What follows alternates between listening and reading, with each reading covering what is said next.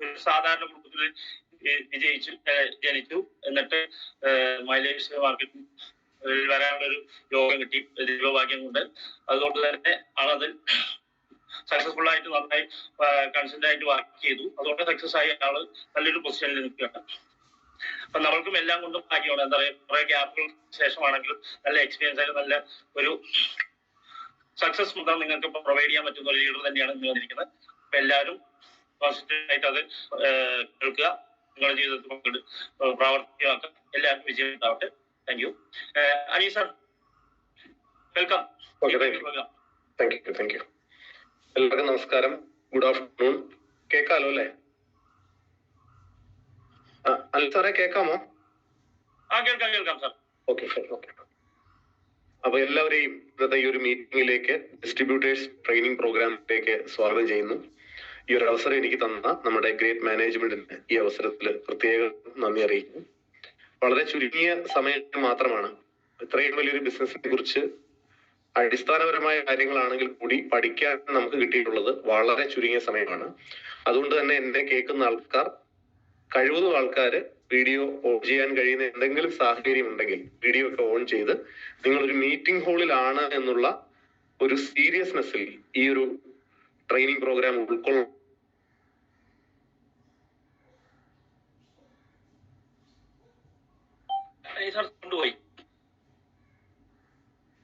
ആരോ mute ആക്കുന്നുണ്ടായിരുന്നു അവിടെ, എന്തോ എനിക്ക് തോന്നുന്നു സെറ്റിങ്സ് മാറി വരുന്നതാന്ന് തോന്നുന്നു.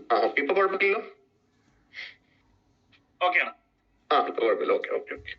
അപ്പൊ വളരെ ശ്രദ്ധയോടെ സാഗൂതം ഇത് വീക്ഷിക്കും എന്ന്, അല്ലെങ്കിൽ കേൾക്കും എന്ന് പ്രതീക്ഷിച്ചുകൊണ്ട് ഞാൻ സ്റ്റാർട്ട് ചെയ്യാണ്.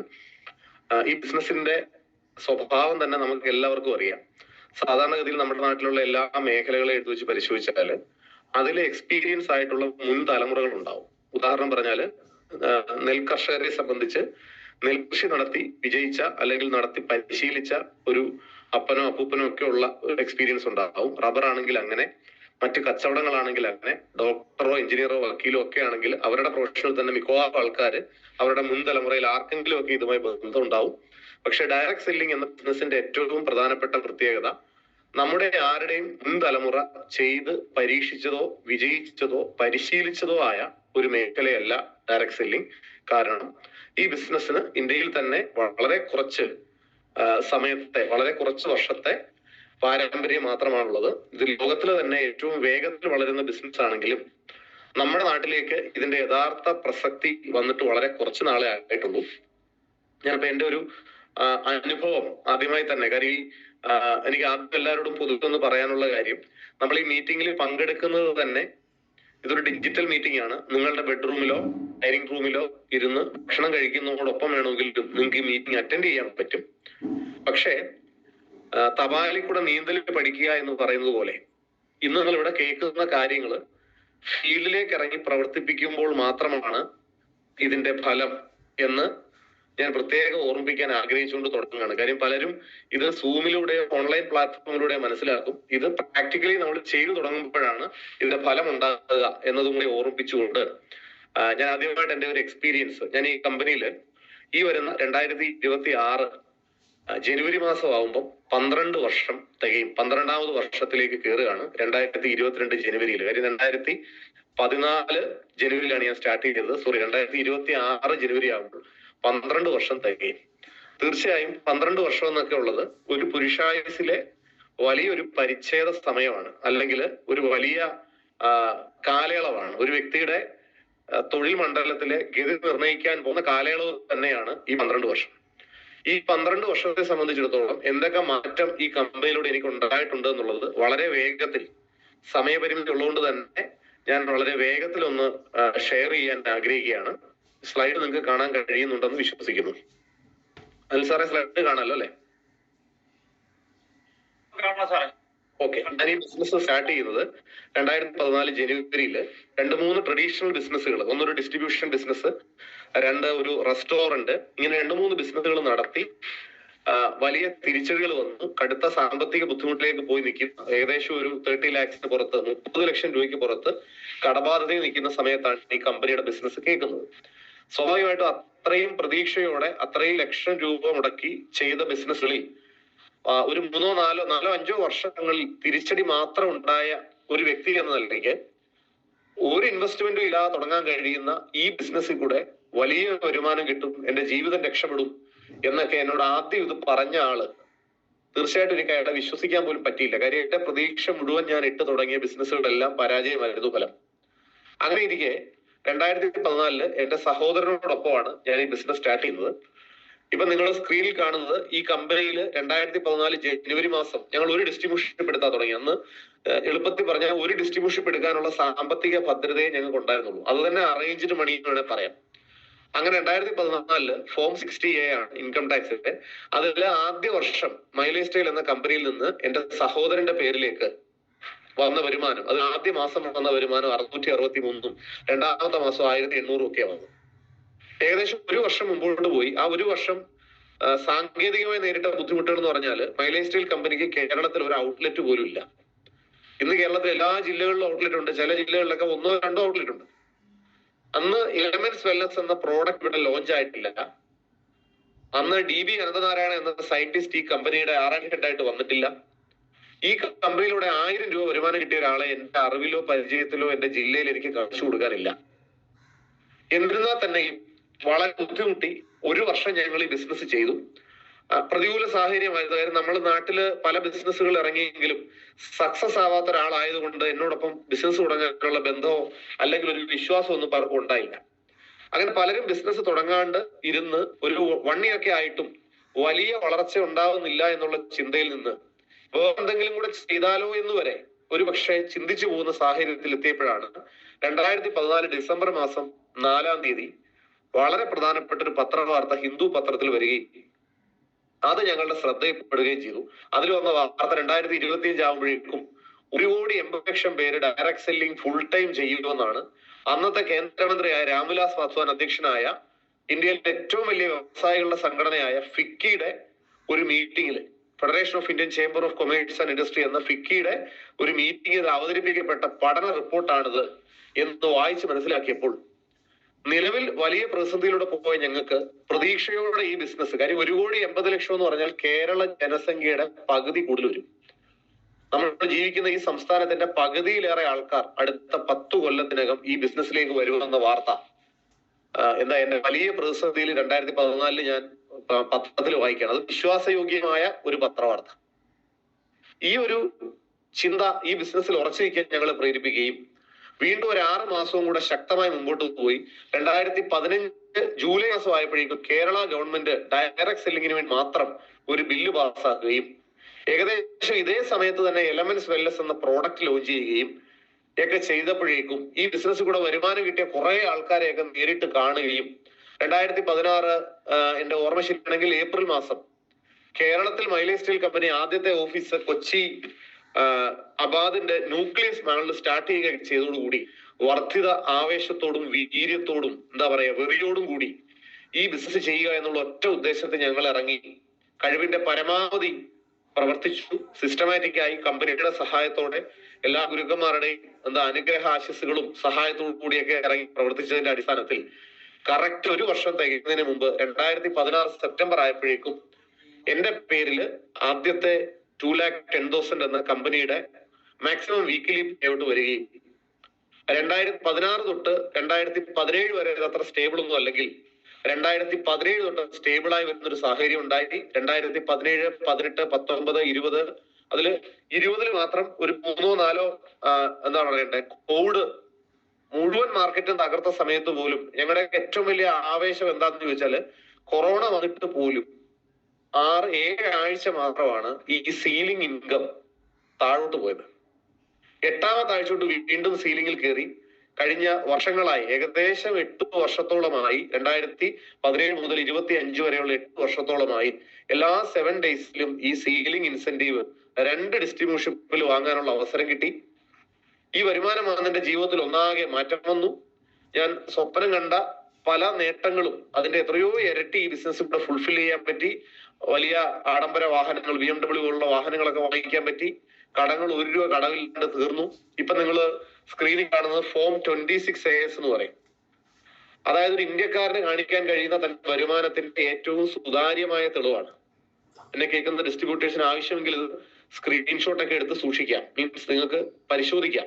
ഇതിന്റെ ഒരു ജെന്യൂനിറ്റിയെ സംബന്ധിച്ച് നിങ്ങൾക്ക് ഒരു സംശയം ഉണ്ടാവില്ലെങ്കിലും നാളെ ആർക്കെങ്കിലും നിങ്ങൾക്ക് ഈ ബിസിനസ് കൺവിൻസ് ചെയ്ത് കൊടുക്കാൻ എടുത്ത് തടസ്സമാകുകയാണെങ്കിൽ ഈ ബിസിനസ്സിലൂടെ ഇങ്ങനെ വരുമാനം കിട്ടും എന്ന് പറഞ്ഞാൽ നിങ്ങൾക്ക് അവരെ കൺവിൻസ് ചെയ്യാൻ എളുപ്പമാണ്. 2018-19 മാത്രം മൈലേജ് സ്റ്റൈൽ എന്ന കമ്പനിയിൽ നിന്ന് ബാബു അനീഷിന്റെ വീട്ടിലേക്ക് ഏതാണ്ട് 1,10,00,000 രൂപ, 1,09,65,473 രൂപ വരുമാനം വന്നു.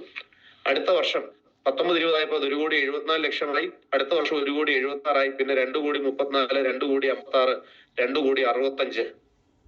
ഇങ്ങനെ വലിയ വരുമാനം വരാൻ തുടങ്ങി. എല്ലാ മാസവും വലിയ തുക 4-5 ലക്ഷം രൂപയൊക്കെ GST കൊടുക്കാൻ തുടങ്ങി. പല മാധ്യമങ്ങളിലും ഈ ബിസിനസ് കുറിച്ച് വിജയിച്ചതിനെ കുറിച്ച് പല വാർത്തകൾ വന്നു, പല അവാർഡുകളൊക്കെ കിട്ടി. സ്കിൽ ഇന്ത്യയുടെ സർട്ടിഫൈഡ് ട്രെയിനർ ഒക്കെ ആവാൻ പറ്റി. ഇത് ഞാൻ ജനിച്ചു വളർന്ന വീടാണ്. ഏതാണ്ട് 18 വയസ്സ് വരെ ഇത്രയും ചെറിയൊരു ജീവിത സാഹചര്യത്തിൽ ജീവിച്ച ആളാണ് ഞാൻ. ജോലിക്ക് പോയി അവിടുന്ന് കിട്ടുന്ന വരുമാനം കൊണ്ട് ഡിഗ്രി വരെ പഠിക്കാൻ അവസരം അല്ലെങ്കിൽ ഭാഗ്യം കിട്ടിയ ആള്.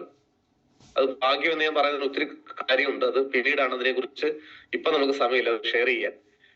ഇത് ഞാൻ ഈ ബിസിനസ് വരുമ്പോൾ താമസിച്ചിരുന്ന വീട്. ഈ വീട് പണയപ്പെടുത്തിയിട്ടാണ് ഞാൻ പല ബിസിനസ്സുകളും ചെയ്തത്. അതുകൊണ്ട് തന്നെ ഈ വീട് നഷ്ടപ്പെടും എന്നുള്ള ഭയമാണ് ഞങ്ങളെ ഈ ബിസിനസ് ചെയ്യാൻ പൂർണ്ണമായി പുറത്തോട്ടിറക്കിയത്. അങ്ങനെ ഇതിപ്പം കഴിഞ്ഞൊരു 3 വർഷത്തിലേറെ താമസിക്കുന്ന വീട്. ഇതൊരു വലിയ വീട്, ഒരു 6,500 സ്ക്വയർ ഫീറ്റ് ഒക്കെ ഉള്ള എന്റെ നാട്ടിൽ തന്നെ ഏറ്റവും വലിയ വീടുകളിൽ ഒന്നാണ് ഇപ്പൊ താമസിക്കുന്ന വീട്. വലിയ ബിസിനസ് കൂടി, ഒരു മാസം 10 കോടിയൊക്കെ ബിസിനസ് കൂടി ഇപ്പം വരുത്താൻ കഴിയുന്നുണ്ട്. 2 ഡിസ്ട്രിബ്യൂഷൻഷിപ്പിലും 215 കോടി 522 കോടിയൊക്കെ ബിസിനസ് കൂടിയും വന്നു.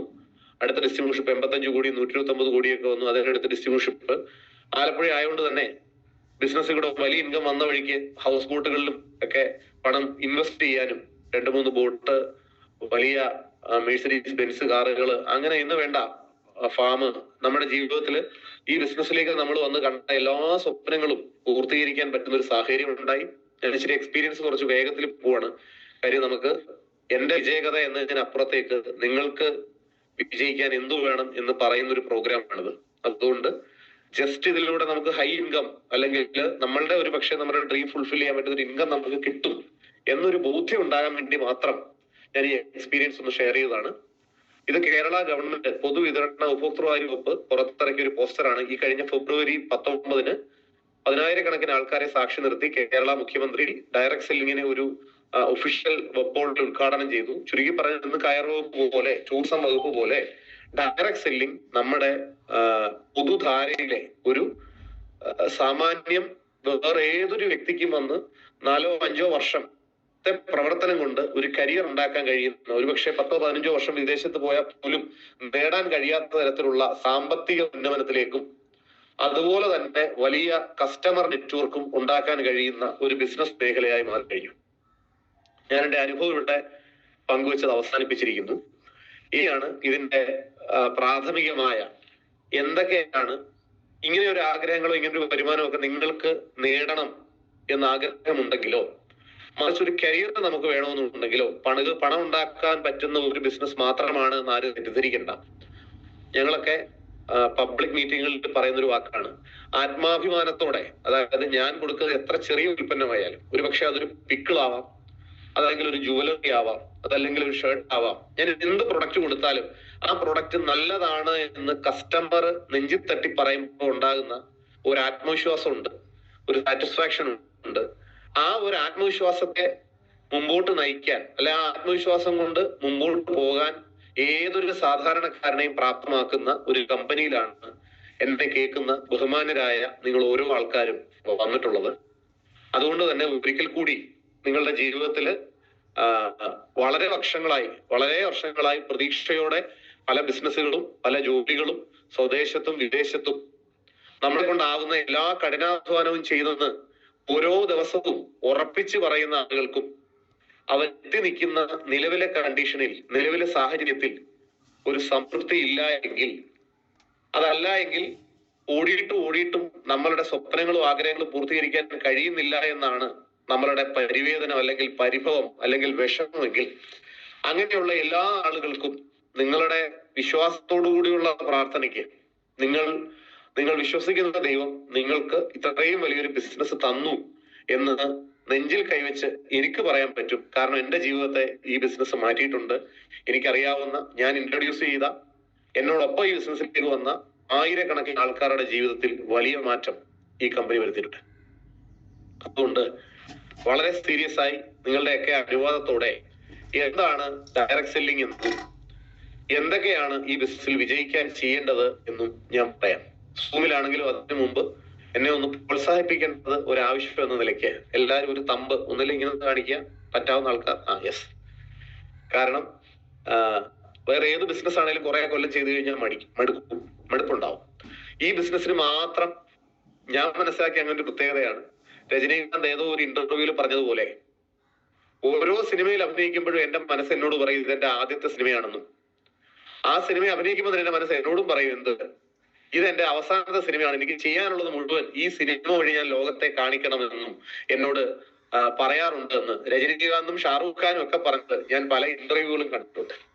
അതേപോലെ ഓരോ മീറ്റിംഗിലും എന്നെ കേൾക്കുന്ന ഓരോ ആൾക്കാരോടും എനിക്ക് പറയാനുള്ളത് അത് തന്നെയാണ്. ഈ ബിസിനസ്സിനകത്ത് നിങ്ങൾക്കൊരു ജീവിതം ദൈവം ഒളിപ്പിച്ചിട്ടുണ്ട്, കരുതിയിട്ടുണ്ട്. ആ ജീവിതത്തെ കണ്ടെത്താൻ മാത്രം എന്നെ കേൾക്കുന്ന ബഹുമാനരായ ഓരോരുത്തരും 2-3 കാര്യങ്ങൾ മുമ്പോട്ട് വെക്കണം. ഒന്ന്, നിങ്ങളുടെ വിശ്വാസത്തോടെയുള്ള കഠിനാധ്വാനം. 2, തുടർച്ച, കണ്ടിന്യൂറ്റി അല്ലെങ്കിൽ ഉറച്ചു നിൽക്കൽ, കൺസിസ്റ്റൻസി. 3, ശുഭാവിശ്വാസത്തോടുകൂടിയുള്ള മുമ്പോട്ട് പോക്ക്. എന്റെ ജീവിതം നന്നാകില്ല എന്ന് 4 വർഷത്തെ അനുഭവങ്ങളിൽ കൂടെ തുടർച്ചയായി വന്ന ഞാനും 5ാമത് വർഷം ഈ ബിസിനസ്സിലേക്ക് എത്തി. 1 കൊല്ലം തീരുന്നതിന് മുമ്പ് തന്നെ ഈ ബിസിനസ്സിൽ ഒരു പച്ച കാണുകയുണ്ടായി. പച്ച കാണുക എന്ന് പറഞ്ഞതിന്റെ അർത്ഥം ഒരു ഗ്രീൻ സിഗ്നൽ കാണുകയുണ്ടായി. അതേപോലെ തുടർച്ചയായി വർഷങ്ങളായി സെറ്റ് ബാക്കുകളും തിരിച്ചടികളും വരുന്ന ആൾക്കാർക്കും റിസർവ് ബാങ്കിനെ കുറിച്ച് പറയുന്നത് ലെൻഡർ ഓഫ് ലാസ്റ്റ് റിസോർട്ട് എന്ന്, അതായത് എല്ലാ ബാങ്കുകളുടെയും അവസാന അഭയസ്ഥാനം എന്നാണ് റിസർവ് ബാങ്കിനെ വിളിക്കുന്നത്. എനിക്ക് നിങ്ങളോട് പറയാനുള്ളത്, സ്വപ്നങ്ങളും ആഗ്രഹങ്ങളും ഒക്കെ നശിച്ച, എന്നാൽ കഠിനാധ്വാനികളായ എല്ലാ പ്രവർത്തകരുടെയും എല്ലാ ആളുകളുടെയും അവസാന അഭയസ്ഥാനവും ആശയവും ആവേശവുമാണ് മൈ ലൈഫ് സ്റ്റൈൽ എന്ന കമ്പനി. അത് തെളിയിച്ചു കഴിഞ്ഞ ആയിരക്കണക്കിന് ആൾക്കാർ കുഞ്ഞു കേരളത്തിൽ തന്നെ ആയിക്കഴിഞ്ഞു. ഇന്ത്യയിൽ 10,000 ആൾക്കാരായി കഴിഞ്ഞു. അപ്പൊ എക്സൈറ്റഡ് ആയി, ആവേശഭരിതരായി ഈ ബിസിനസ്സിൽ നിങ്ങൾ മുമ്പോട്ട് പോകാൻ തയ്യാറെടുക്കുക. ഒരു കൊച്ചുകുട്ടിയെ പോലെ, ഒരു നല്ല അധ്യാപകന്റെ ഗുണം എന്താന്ന് ആര് ചോദിച്ചാലും ഒന്നാമത് പറയുന്ന ഗുണം, ഒരു അധ്യാപകൻ എല്ലാ കാലത്തും നല്ല വിദ്യാർത്ഥിയായിരിക്കും. അങ്ങനെ ഒരു നല്ല വിദ്യാർത്ഥിയാവാൻ എന്നെ ഈ മീറ്റിംഗ് കേൾക്കുന്ന പ്രൊഫസർമാരുണ്ടാവും, ഡോക്ടർമാരുണ്ടാവും, സാധാരണ ഡെയിലി ജോലിക്ക് പോകുന്ന ആൾക്കാരുണ്ടാവും, കാർ ഡ്രൈവേഴ്സ് ഉണ്ടാവും, വീട്ടുമാരുണ്ടാവും, റബ്ബർ ടാപ്പിങ്ങിന് പോകുന്ന ആൾക്കാരുണ്ടാവും, വിദ്യാർത്ഥികളുണ്ടാവും. ഇവരൊക്കെ തന്നെയും നിങ്ങൾ ഇന്ന് ഈ ലോകത്ത് ഏറ്റവും വേഗത്തിൽ വളരുന്ന ഒരു വ്യവസായത്തെ കുറിച്ച് മനസ്സിലാക്കാൻ വരുന്ന 1 മണിക്കൂർ ഒന്ന് മനസ്സ് തുറന്ന് ശ്രദ്ധയോടെ കേൾക്കണം എന്ന് അഭ്യർത്ഥിച്ചുകൊണ്ട് ഞാൻ നമ്മളുടെ ബേസിക് ട്രെയിനിങ്ങിന്റെ സ്ലൈഡ് നിങ്ങളുടെ മുമ്പിൽ വെക്കാം. ബേസിക് ട്രെയിനിങ്ങിന്റെ പേര് ഫസ്റ്റ് സ്റ്റെപ്പ് ടു സക്സസ് എന്നാണ്. വിജയത്തിലേക്കുള്ള ആദ്യത്തെ കാൽവയ്പ് എന്നാണ് അതിന്റെ അർത്ഥം. അപ്പൊ ആ ഒരു കാൽവയ്പ്, അതിന്റെ ഒരു സ്ലൈഡ് ഞാൻ ജസ്റ്റ് നിങ്ങളുടെ മുമ്പിൽ ഷെയർ ചെയ്യുകയാണ്. ഈ സ്ലൈഡ് എല്ലാവർക്കും കാണാൻ കഴിയുന്നുണ്ടെന്ന് വിശ്വസിക്കുന്നു.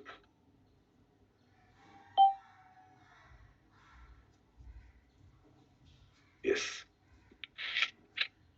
അതിൽ തന്നെ ഒന്നാമത്തെ സ്റ്റെപ്പ്, വിജയത്തിലേക്ക് നമ്മൾ ആദ്യം കയറുകയാണ്. കയറുമ്പോൾ ഒരു ചിന്ത എപ്പോഴും മനസ്സിലുള്ളത് വളരെ നല്ലതാണ്. ഈ പടി ഞാൻ മുമ്പ് കയറിയിട്ടില്ല, എന്റെ അപ്പൂപ്പന്മാരും കയറിയിട്ടില്ല. ഇതൊരു പുതിയ പടിയാണ്, ഇതൊരു പുതിയ വഴിയാണ്.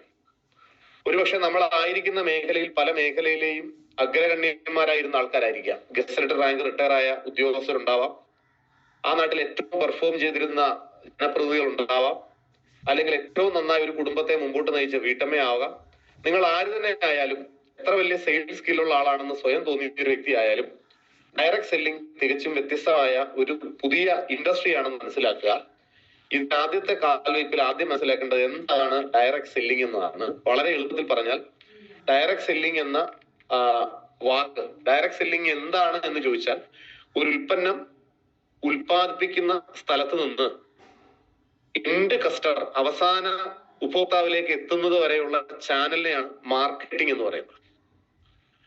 ആ മാർക്കറ്റിങ്ങിൽ തന്നെ സാധാരണഗതിയിൽ മാർക്കറ്റിംഗ് നടക്കുന്നത് ഒരു 30 രൂപയ്ക്ക് ഉണ്ടാക്കുന്ന ഒരു പർട്ടിക്കുലർ പ്രോഡക്റ്റ്, എന്തെങ്കിലും ഒരു പ്രോഡക്റ്റ് ആയിക്കോട്ടെ, ഒരു സോപ്പായിട്ട് നമുക്ക് കാണാം, അല്ലെങ്കിൽ ഒരു സോപ്പ് ആയിക്കോട്ടെ, 30 രൂപയ്ക്ക് ഉണ്ടാക്കുന്ന ഒരു സോപ്പ് ഒരു പക്ഷേ ഇന്ത്യ മുഴുവൻ വിൽക്കുന്ന ഒരു C&F ഏജന്റ് അല്ലെങ്കിൽ ഒരു C&F ഏജന്റ് 40 രൂപയ്ക്കും, ഇന്ത്യ മുഴുവൻ വിൽക്കുന്ന അടുത്ത ഏജന്റ് അത് ഒരു 50 രൂപയ്ക്കും, അതിന്റെ ഒരു 4-5 സംസ്ഥാനങ്ങൾ, അതായത് തെക്കേ ഇന്ത്യയിൽ വിൽക്കുന്ന ആള് ഒരു 50-60 രൂപയ്ക്കും, കേരളത്തിൽ വിൽക്കുന്ന ആൾ 70 രൂപയ്ക്കും, എന്റെ ജില്ലയായ ആലപ്പുഴ വിൽക്കുന്ന ആൾ 80 രൂപയ്ക്കും, ആലപ്പുഴയിലെ ഷോപ്പുകാരൻ അത് 100 രൂപയ്ക്ക് വിൽക്കും. ഇതിനിടയ്ക്ക് ഒരു പരസ്യവും കാണും. ചുരുക്കി പറഞ്ഞാൽ 30 രൂപയ്ക്ക് ഉണ്ടാക്കുന്ന ഒരു പ്രൊഡക്റ്റ് ഏകദേശം 60 മുതൽ 70% വരെ പരസ്യക്കാർക്കും ഡീലർക്കും കമ്മീഷൻ കൊടുത്ത് എൻഡ് കസ്റ്റമറിൽ എത്തുന്നു. അതൊരു തെറ്റൊന്നുമല്ല. പതിറ്റാണ്ടുകളായി 2-3 തലമുറകളായി നമ്മൾ ചെയ്തു വന്നൊരു സിസ്റ്റമാണ്. അതിനെ ട്രഡീഷണൽ ബിസിനസ് എന്ന് പറയും, പരമ്പരാഗത കച്ചവടം എന്ന് പറയും. എന്നാൽ ഡയറക്ട് സെല്ലിംഗ് എന്ന ബിസിനസ് തികച്ചും വ്യത്യസ്തമാണ്. അല്ലെങ്കിൽ ഇതിന്റെ പാരലായി പോകുന്നു എന്ന് പറയാം. ഇതിന്റെ ഓപ്പോസിറ്റ് എന്ന് ഞാൻ പറയില്ല. കാരണം 30 രൂപയ്ക്ക് ഉണ്ടാക്കുന്ന ഒരു പ്രോഡക്റ്റ് ഇവിടെയും 100 രൂപയ്ക്ക് കസ്റ്റമറിലേക്ക് കിട്ടുമ്പോൾ ഇടനിലക്കാരുടെയും പരസ്യക്കാരുടെയും ജോലി ചെയ്യുന്നത് എന്നെയും നിങ്ങളെ പോലെയുള്ള ഡിസ്ട്രിബ്യൂട്ടേഴ്സ് ആണ്. നമ്മൾ ഈ ഉൽപ്പന്നങ്ങൾ ഉപയോഗിച്ചത് വഴി നമുക്ക് കിട്ടിയ പോസിറ്റീവായ റിസൾട്ടുകൾ, ആ റിസൾട്ടുകൾ നെഞ്ചിൽ തട്ടി നമ്മൾ നമ്മളുടെ അനുഭവങ്ങളായി ഷെയർ ചെയ്യുമ്പോൾ, അല്ലെങ്കിൽ മറ്റുള്ള ആൾക്കാർക്ക് അനുഭവവേദ്യമാകത്തക്ക രീതിയിൽ നമ്മൾ അവരോട് ഇത് ഷെയർ ചെയ്യുന്ന സാഹചര്യത്തിൽ അവിടെ സെയിൽസ് നടക്കുകയും പരസ്യക്കാർക്ക് വേണ്ട താരമൂല്യതയോ ഡിസ്ട്രിബ്യൂട്ടേഴ്സിന് വേണ്ട കോടികളുടെയോ ലക്ഷങ്ങളുടെയോ ഇൻവെസ്റ്റ്മെന്റോ ഇല്ലാതെ ഉൽപ്പന്നം ഉത്പാദിപ്പിക്കുന്ന സ്ഥലത്ത് നിന്ന് എൻഡ് കസ്റ്റമറിലേക്ക് എത്തുന്നതിനെയാണ് ഡയറക്ട് സെല്ലിംഗ് എന്ന് പറയുന്നത്. ഒരുപക്ഷെ പല ആൾക്കാരും ഡയറക്ട് സെല്ലിംഗ് വീടാന്തരം ഉൽപ്പന്നങ്ങൾ കൊണ്ടു നടന്ന് വിൽക്കുന്ന ഒരു കച്ചവടമാണെന്ന് ധരിക്കാറുണ്ട്. അതിനെ കൂടുതലും ഡയറക്ട് മാർക്കറ്റിംഗ് എന്നാണ് അറിയപ്പെടുന്നത്. ഡയറക്ട് സെല്ലിംഗ് എന്നത് ഇറ്റ്സ് ആൻ ഇൻഡസ്ട്രി. ഇതൊരു ഇൻഡസ്ട്രിയാണ്. ഏതുപോലെ ഇരുമ്പ് വ്യവസായം പോലെ, അല്ലെങ്കിൽ ഇൻഷുറൻസ് ഇൻഡസ്ട്രി പോലെ, ഫിലിം ഇൻഡസ്ട്രി പോലെ ആയിരക്കണക്കിന് 10,000-കണക്കിന് ആളുകൾ ചെയ്യുന്ന മേഖലകളെ നമ്മൾ വ്യവസായം എന്ന് പറയുന്നു. ഡയറക്ട് സെല്ലിങ്ങും ഇന്ന് ഇന്ത്യയിൽ ഏറ്റവും കൂടുതൽ ആൾക്കാർ ചെയ്യുന്ന, ഏറ്റവും കൂടുതൽ കുടുംബങ്ങൾ ഉപജീവനം നടത്തിക്കൊണ്ട് പോകുന്ന ഒരു വ്യവസായമായി ഡയറക്ട് സെല്ലിംഗ് ഇന്ത്യയിൽ മാറിയിട്ടുണ്ട്. എന്നെ കേൾക്കുന്ന ബഹുമാനരായ പല ആളുകൾ ഒരു പക്ഷേ കഴിഞ്ഞ ആഴ്ചയോ കഴിഞ്ഞ മാസമോ കഴിഞ്ഞ 3 മാസം മുമ്പോ ആയിരിക്കും ഇതിനെ കുറിച്ച് കേട്ടേക്കുന്നത്. ഒരുപക്ഷെ നമ്മൾ കേൾക്കാൻ താമസിച്ചു എന്നത് കരുതി ഇത് നമുക്ക് വെളിയിൽ നടക്കുന്നില്ല എന്ന് വിചാരിക്കരുത്. ആ രീതിയിൽ ഡയറക്ട് സെല്ലിംഗ് ബിസിനസ് ഇന്ത്യയിൽ വളരെ ശക്തമാണ്. ഇന്ന് കേന്ദ്ര സംസ്ഥാന ഗവൺമെന്റുകളൊക്കെ ഈ മേഖലയ്ക്ക് നിയമനിർമ്മാണങ്ങൾ നടത്തി കഴിഞ്ഞു. ഇതിനുവേണ്ടി മോണിറ്ററിംഗ് മെക്കാനിസം ക്രിയേറ്റ് ചെയ്ത് കഴിഞ്ഞു. ഇത് വകുപ്പ് മന്ത്രിമാരുടെ നിയന്ത്രണത്തിന് കീഴിലാക്കി കഴിഞ്ഞു. സ്കിൽ ഇന്ത്യ ഇതിനെ ഒരു അംഗീകൃത തൊഴിൽ മേഖലയായി അംഗീകരിച്ചു കഴിഞ്ഞു. ഇൻഡിവിജ്വൽ സെയിൽസ് പേഴ്സൺ എന്ന രീതിയിൽ ഭാരത സർക്കാരിന്റെ നൈപുണ്യ വികസന വിഭാഗം ഇന്ന് ഡയറക്ട് സെല്ലിങ്ങിനെ ഒരു തൊഴിൽ മണ്ഡലമായി മാറ്റിക്കഴിഞ്ഞു. ഇനി നമ്മുടെ നാടിന്റെ ഒരു രീതി വെച്ചിട്ട് 100 പേരെ എടുത്താൽ 95% ആൾക്കാരും ജോലിയെ ആശ്രയിക്കുകയും ഒരു 5% ആൾക്കാർ ബിസിനസിനെ ആശ്രയിക്കുകയും ചെയ്യുന്ന, ചെറുകിട കച്ചവടങ്ങളെ ആശ്രയിക്കുകയും ചെയ്യുന്ന കാഴ്ചയാണ് നമ്മൾ പൊതുവെ കാണുക. അങ്ങനെയുള്ള സാഹചര്യത്തില് ഡയറക്ട് സെല്ലിങ്ങിന്റെ പ്രാധാന്യം എന്താന്ന് ചോദിച്ചാൽ വളരെ എളുപ്പത്തിൽ ഞാൻ ജോലിയും ബിസിനസ്സും ഉള്ള ഡിഫറൻസ് പറയാണ്. നിങ്ങൾ ഏത് മേഖലയിൽ ജോലി ചെയ്ത ആളായാലും ആ ജോലിയോടുള്ള എല്ലാ ബഹുമാനവും നിർത്തിക്കൊണ്ട് തന്നെ ആ ജോലിയുടെ പരിമിതികളെ കുറിച്ച് പഠിക്കാനുള്ള ഒരു മനസ്സും കൂടെ നിങ്ങൾക്ക് ഉണ്ടാകണമെന്ന് വളരെ വിനീതമായി അഭ്യർത്ഥിച്ചുകൊണ്ട് ഇത് രണ്ടും കൂടെ ഡിഫറൻസ് എന്താണെന്നുള്ള ഞാൻ സൂചിപ്പിക്കുകയാണ്. ഒരു ജോലി എപ്പോഴും ഒരു സ്ലോ ഗ്രോത്ത്, ക്രമാനുഗതമായ ഒരു വളർച്ചയെ മാത്രം പ്രോത്സാഹിപ്പിക്കുന്ന ഒരു മേഖലയാണ്. ഉദാഹരണം പറഞ്ഞ് ശരാശരി 3% മുതൽ 5% വരെയൊക്കെയാണ് പരമാവധി ഒരു വർഷം ഒരു ജോലിയിൽ നിങ്ങൾ കണ്ടിട്ടുണ്ടാവും. കേന്ദ്ര സർക്കാർ ഇത്ര ശതമാനം വർദ്ധിപ്പിച്ചു, 3% വർദ്ധിപ്പിച്ചു, ഇങ്ങനെയൊക്കെ കാണാറുണ്ട് സാലറി. അപ്പൊ ഒരു 3 to 5% വരെയൊക്കെയാണ് പല ജോലികളിലും എന്ന് പറയട്ടെ ശമ്പള വർധനവ് ഉണ്ടാവാറുള്ളത്. എന്നാൽ ബിസിനസ്സിൽ അങ്ങനെയല്ല. കഴിഞ്ഞ വർഷത്തെ ഉണ്ടാക്കിയതിന്റെ ഇരട്ടി ടേൺ ഓവർ 2 കൊല്ലവും അതിന്റെ ഇരട്ടി ഉണ്ടാക്കുന്ന ആൾക്കാരെയൊക്കെ നമുക്കറിയാം.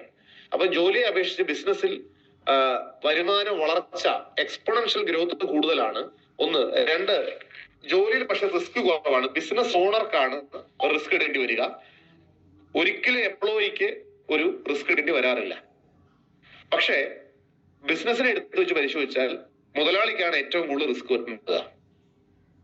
3, ജോലിയിൽ ഇൻവെസ്റ്റ്മെന്റ് ആവശ്യമില്ല. ഒരു ബിസിനസ് ഓണർ ഇൻവെസ്റ്റ് ചെയ്യും. നമ്മൾ നമ്മുടെ സമയം അവിടെ കൊടുത്താൽ മാത്രം മതിയാവും. 8, 10, 12 മണിക്കൂർ മാത്രമായിരിക്കും നമ്മൾ ചെയ്യേണ്ടി വരിക.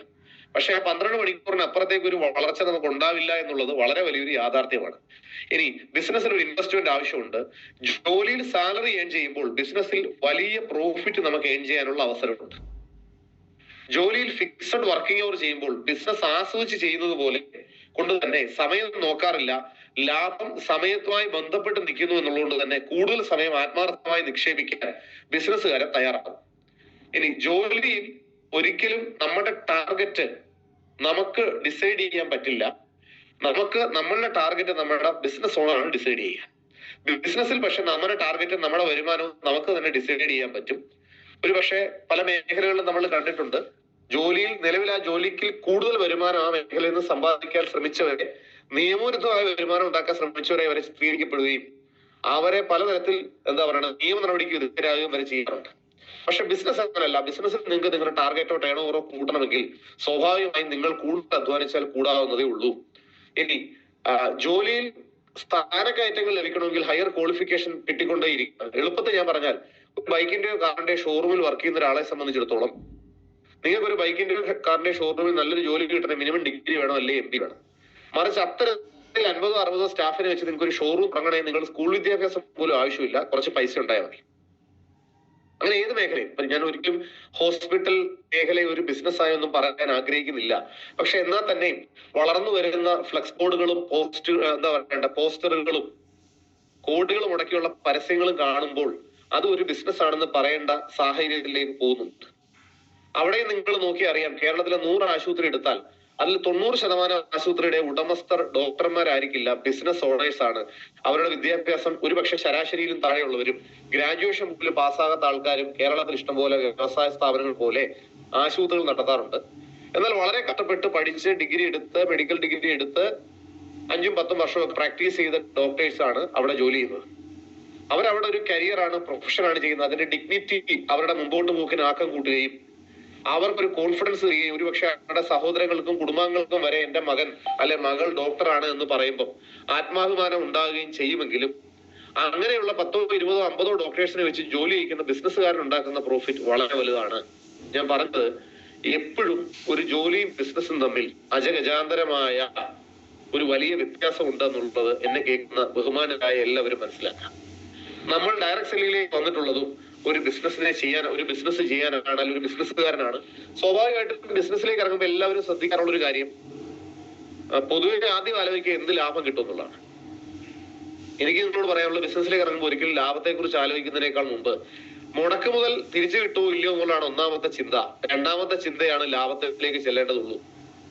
ഡയറക്ട് സെല്ലിംഗ് എന്ന ബിസിനസ് കേൾക്കുന്ന ഏതൊരാൾക്കും ഇതേ ഒരു ബിസിനസ് എന്ന അയാളുടെ ഒരുപക്ഷെ വളരെ കാലപ്പഴക്കം ചെന്ന 15 കൊല്ലോ 20 കൊല്ലോ 30 കൊല്ലോ പഴയ ഒരു മാനസികാവസ്ഥയിലൂടെ അയാൾ ഡയറക്ട് സെല്ലിംഗ് എന്ന ബിസിനസിനെ വിലയിരുത്തുമ്പോൾ, പണ്ട് കാലത്തൊക്കെ ഒരു ബിസിനസ് എന്ന് പറഞ്ഞാൽ ലാൻഡ്, ലേബർ, ക്യാപിറ്റല്, ഭൂമി വേണം, തൊഴിലാളി വേണം, മൂലധനം വേണം.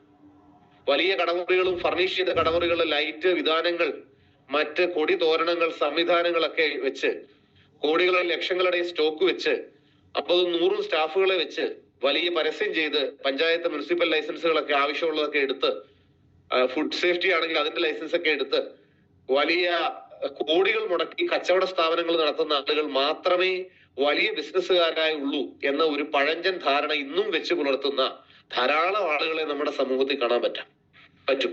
അതിൽ നിന്നൊക്കെ വളരെ വ്യത്യസ്തമായി 2000-ന് ശേഷവും, പ്രധാനമായും പറഞ്ഞ 2010-നും 2020-നും ശേഷമൊക്കെ വന്ന ഇന്നത്തെ ഏറ്റവും വലിയ കോടീശ്വരന്മാരെ എടുത്തു നോക്കിയാൽ, അതിലൊരു 10 വ്യവസായങ്ങൾ എടുത്തു നോക്കിയാൽ നിങ്ങൾക്കറിയാം 5-ൽ കൂടുതൽ ആളുകളും ഈ ലാൻഡ്, ലേബർ, ക്യാപിറ്റൽ സിദ്ധാന്തത്തിൽ വിശ്വസിച്ചവരോ അതിലൂടെ നേടിയവരോ അല്ല.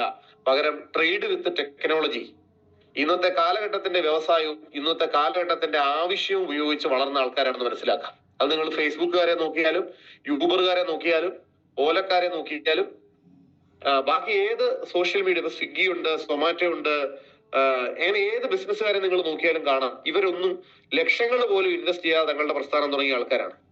അപ്പോൾ ഡയറക്ട് സെല്ലിംഗ് എന്ന ബിസിനസ് മുമ്പോട്ട് വെക്കുന്നത് ബിസിനസിന്റെ അടിസ്ഥാനപരമായ തത്വങ്ങളിൽ ഒന്നായ മാൻ പവർ മൾട്ടിപ്ലിക്കേഷൻ, മനുഷ്യ പ്രയത്നത്തിന്റെ ഇരട്ടിക്കലിന്റെ ശക്തി. ഒരുപക്ഷെ നമ്മുടെ നാട്ടിൽ കാണുന്ന എത്ര വലിയ ഗ്രൂപ്പിനെ എടുത്ത് നോക്കിയാലും, RP ഗ്രൂപ്പിനെ നോക്കിയാലും, ലുലു ഗ്രൂപ്പിനെ നോക്കിയാലും, അംബാനി, റിലയൻസ് ഗ്രൂപ്പിനെ നോക്കിയാലും ഒക്കെ കാണാൻ കഴിയുന്ന ഒരു കാര്യം, ഇവിടെയൊക്കെ ലക്ഷക്കണക്കിന് ആൾക്കാർ ഇന്ന് ജോലി ചെയ്യുന്നുണ്ട്. ഈ ആളുകളുടെ പ്രവൃത്തി മണിക്കൂർ സംഘടിപ്പിക്കാനും സംയോജിപ്പിക്കാനും ആ പ്രവൃത്തി മണിക്കൂറിലൂടെ വലിയ ടേൺ ഓവർ ക്രിയേറ്റ് ചെയ്യാനും കഴിയുന്ന സാമ്പത്തിക ബുദ്ധിശക്തിയും സാമ്പത്തിക വൈദഗ്ധ്യവുമുള്ള, എന്നാൽ അക്കാഡമിക് ലിറ്ററസി, സ്കൂൾ വിദ്യാഭ്യാസം നന്നേ കുറവുള്ള ആളുകൾ നടത്തുന്ന സ്ഥാപനങ്ങൾ വരെ ഇന്ന് ഇന്ത്യയിൽ ആയിരക്കണക്കിന് കോടി ടേൺ ഓവർ ഉള്ള പ്രസ്ഥാനങ്ങളായി വളർന്നു കഴിഞ്ഞു. അപ്പോ ഡയറക്ട് സെല്ലിംഗ് ബിസിനസിന്റെ ഹിസ്റ്ററിയെ കുറിച്ച് പറയുന്നതിന് മുമ്പ് ഡയറക്ട് സെല്ലിംഗ് എന്ന ബിസിനസ് നമുക്ക് തരുന്ന ഏറ്റവും വലിയ ഓഫർ കൂടുതൽ വർക്കിംഗ് അവറിലൂടെ കൂടുതൽ ടേൺ ഓവർ പ്രോഫിറ്റ് ഉണ്ടാക്കലാണ് എന്ന് പറയാൻ ഞാൻ ആഗ്രഹിക്കുന്നു. ഇനി ഡയറക്ട് സെല്ലിംഗ് ബിസിനസ് ഇന്ത്യയിൽ എങ്ങനെ എന്ന് ചോദിച്ചാൽ, ഞാൻ ഇന്നലെ ആദ്യം തന്നെ ഒരു വാർത്ത കാണിച്ചിരുന്നു. 2014 തന്നെ ഫിക്കിയുടെ മീറ്റിംഗിൽ ഡയറക്ട് സെല്ലിംഗിനെ അവർ വിശേഷിപ്പിച്ചത് direct selling global industry empowering millions in India എന്ന. ഇന്ത്യയിലെ ദശലക്ഷക്കണക്കിന് ആളുകളെ ആവേശഭരിതമാക്കാൻ പറ്റുന്ന ആഗോള വ്യവസായം 2014 തന്നെ പറഞ്ഞതാണ്. ഇത് കൂടാതെ 2016 സെപ്റ്റംബറിൽ കേന്ദ്ര സർക്കാർ ഡയറക്ട് സെല്ലിംഗിന് വേണ്ടി മാത്രം ഗൈഡ് ലൈൻ ഇറക്കുകയും അതാത് സംസ്ഥാന സർക്കാരുകൾക്ക് ഡയറക്ട് സെല്ലിംഗിനെ മോണിറ്റർ ചെയ്യാൻ ആവശ്യമായ നിയമനിർമ്മാണങ്ങൾ ഉണ്ടാക്കി ഈ ഇൻഡസ്ട്രിയെ പരിപോഷിപ്പിക്കാൻ വേണ്ട എല്ലാ അധികാരങ്ങളും സഹായങ്ങളും കേന്ദ്ര ഗവൺമെന്റ് കൊടുക്കുകയും അതിനെ പിൻപറ്റി 2015 ജൂലൈ 29 കേരള സർക്കാരും തുടർന്ന് രാജസ്ഥാൻ അടക്കം തമിഴ്നാട് അടക്കമുള്ള പല സംസ്ഥാനങ്ങളും ഡയറക്ട് സെല്ലിംഗ് ബിസിനസിനെ ഇന്ന് അവരുടെ നാട്ടിലെ ആ സംസ്ഥാനത്തിന്റെ പ്രധാന വരുമാന മാർഗങ്ങളിൽ മുൻഗണന കിട്ടുന്ന മേഖലകളായി പ്രതിഷ്ഠിച്ചു കഴിഞ്ഞു. അതിനുവേണ്ട പരിശീലനങ്ങളും സപ്പോർട്ടുകളും എല്ലാം ഇന്ന് എല്ലാ സംസ്ഥാനങ്ങളിലും ബിസിനസ്സിനുണ്ട്. കേരളത്തിലാണ് വിവിധ ട്രേഡ് യൂണിയനുകൾ പ്രവർത്തനം കഴിഞ്ഞ 10 വർഷത്തിലേറെയായി ശക്തിപ്പെടുത്തി കഴിഞ്ഞു. വിവിധ ട്രേഡ് യൂണിയനുകൾ അവരുടെ അംഗസംഖ്യ കൂട്ടാനും പ്രവർത്തന ബലം കൂട്ടാനും ട്രേഡ് യൂണിയനുകൾ ഇവിടെ എന്താ പറയണ്ടേ ശക്തമായ പ്രവർത്തനവും സംഘടനാ ചട്ടക്കൂടിൽ നിന്ന് വരെ മുമ്പോട്ട് പോയി കഴിഞ്ഞു. അങ്ങനെ നമ്മുടെ രാജ്യത്തിന്റെ വളർച്ചയ്ക്കും നമ്മുടെ ബിസിനസ്സിൽ നമ്മുടെ വ്യക്തിപരമായ ജീവിത മുന്നേറ്റത്തിനും ഡയറക്ട് സെല്ലിംഗ് നൽകുന്ന കോൺട്രിബ്യൂഷൻ ചെറുതല്ല എന്ന് രാജ്യത്തെ എല്ലാ പ്രധാനപ്പെട്ട ഭരണ നേതൃത്വങ്ങൾക്കും തിരിച്ചറിയാൻ കഴിഞ്ഞു എന്നുള്ളതാണ് സത്യം. ഇനി വളരെ പ്രധാനപ്പെട്ട ഒരു കാര്യമാണ് ഞാൻ നിങ്ങളുടെ മുമ്പിൽ ഷെയർ ചെയ്യാൻ പോകുന്നത്. ഈ സമയപരിമിതിയുടെ ഒരു എന്താ ഉള്ള ഒരു ഇതുള്ളതുകൊണ്ട് തന്നെ കുറച്ച് സ്പീഡിലാണ് പോകുന്നത്. എന്നെ കേൾക്കുന്നവർക്ക് മനസ്സിലാവുന്നുണ്ടോ എന്ന് ഞാനൊന്ന് മനസ്സിലാവുന്ന ഒരു തമ്പിനെ കൈകൊണ്ട് കാണിച്ചേക്കണേ.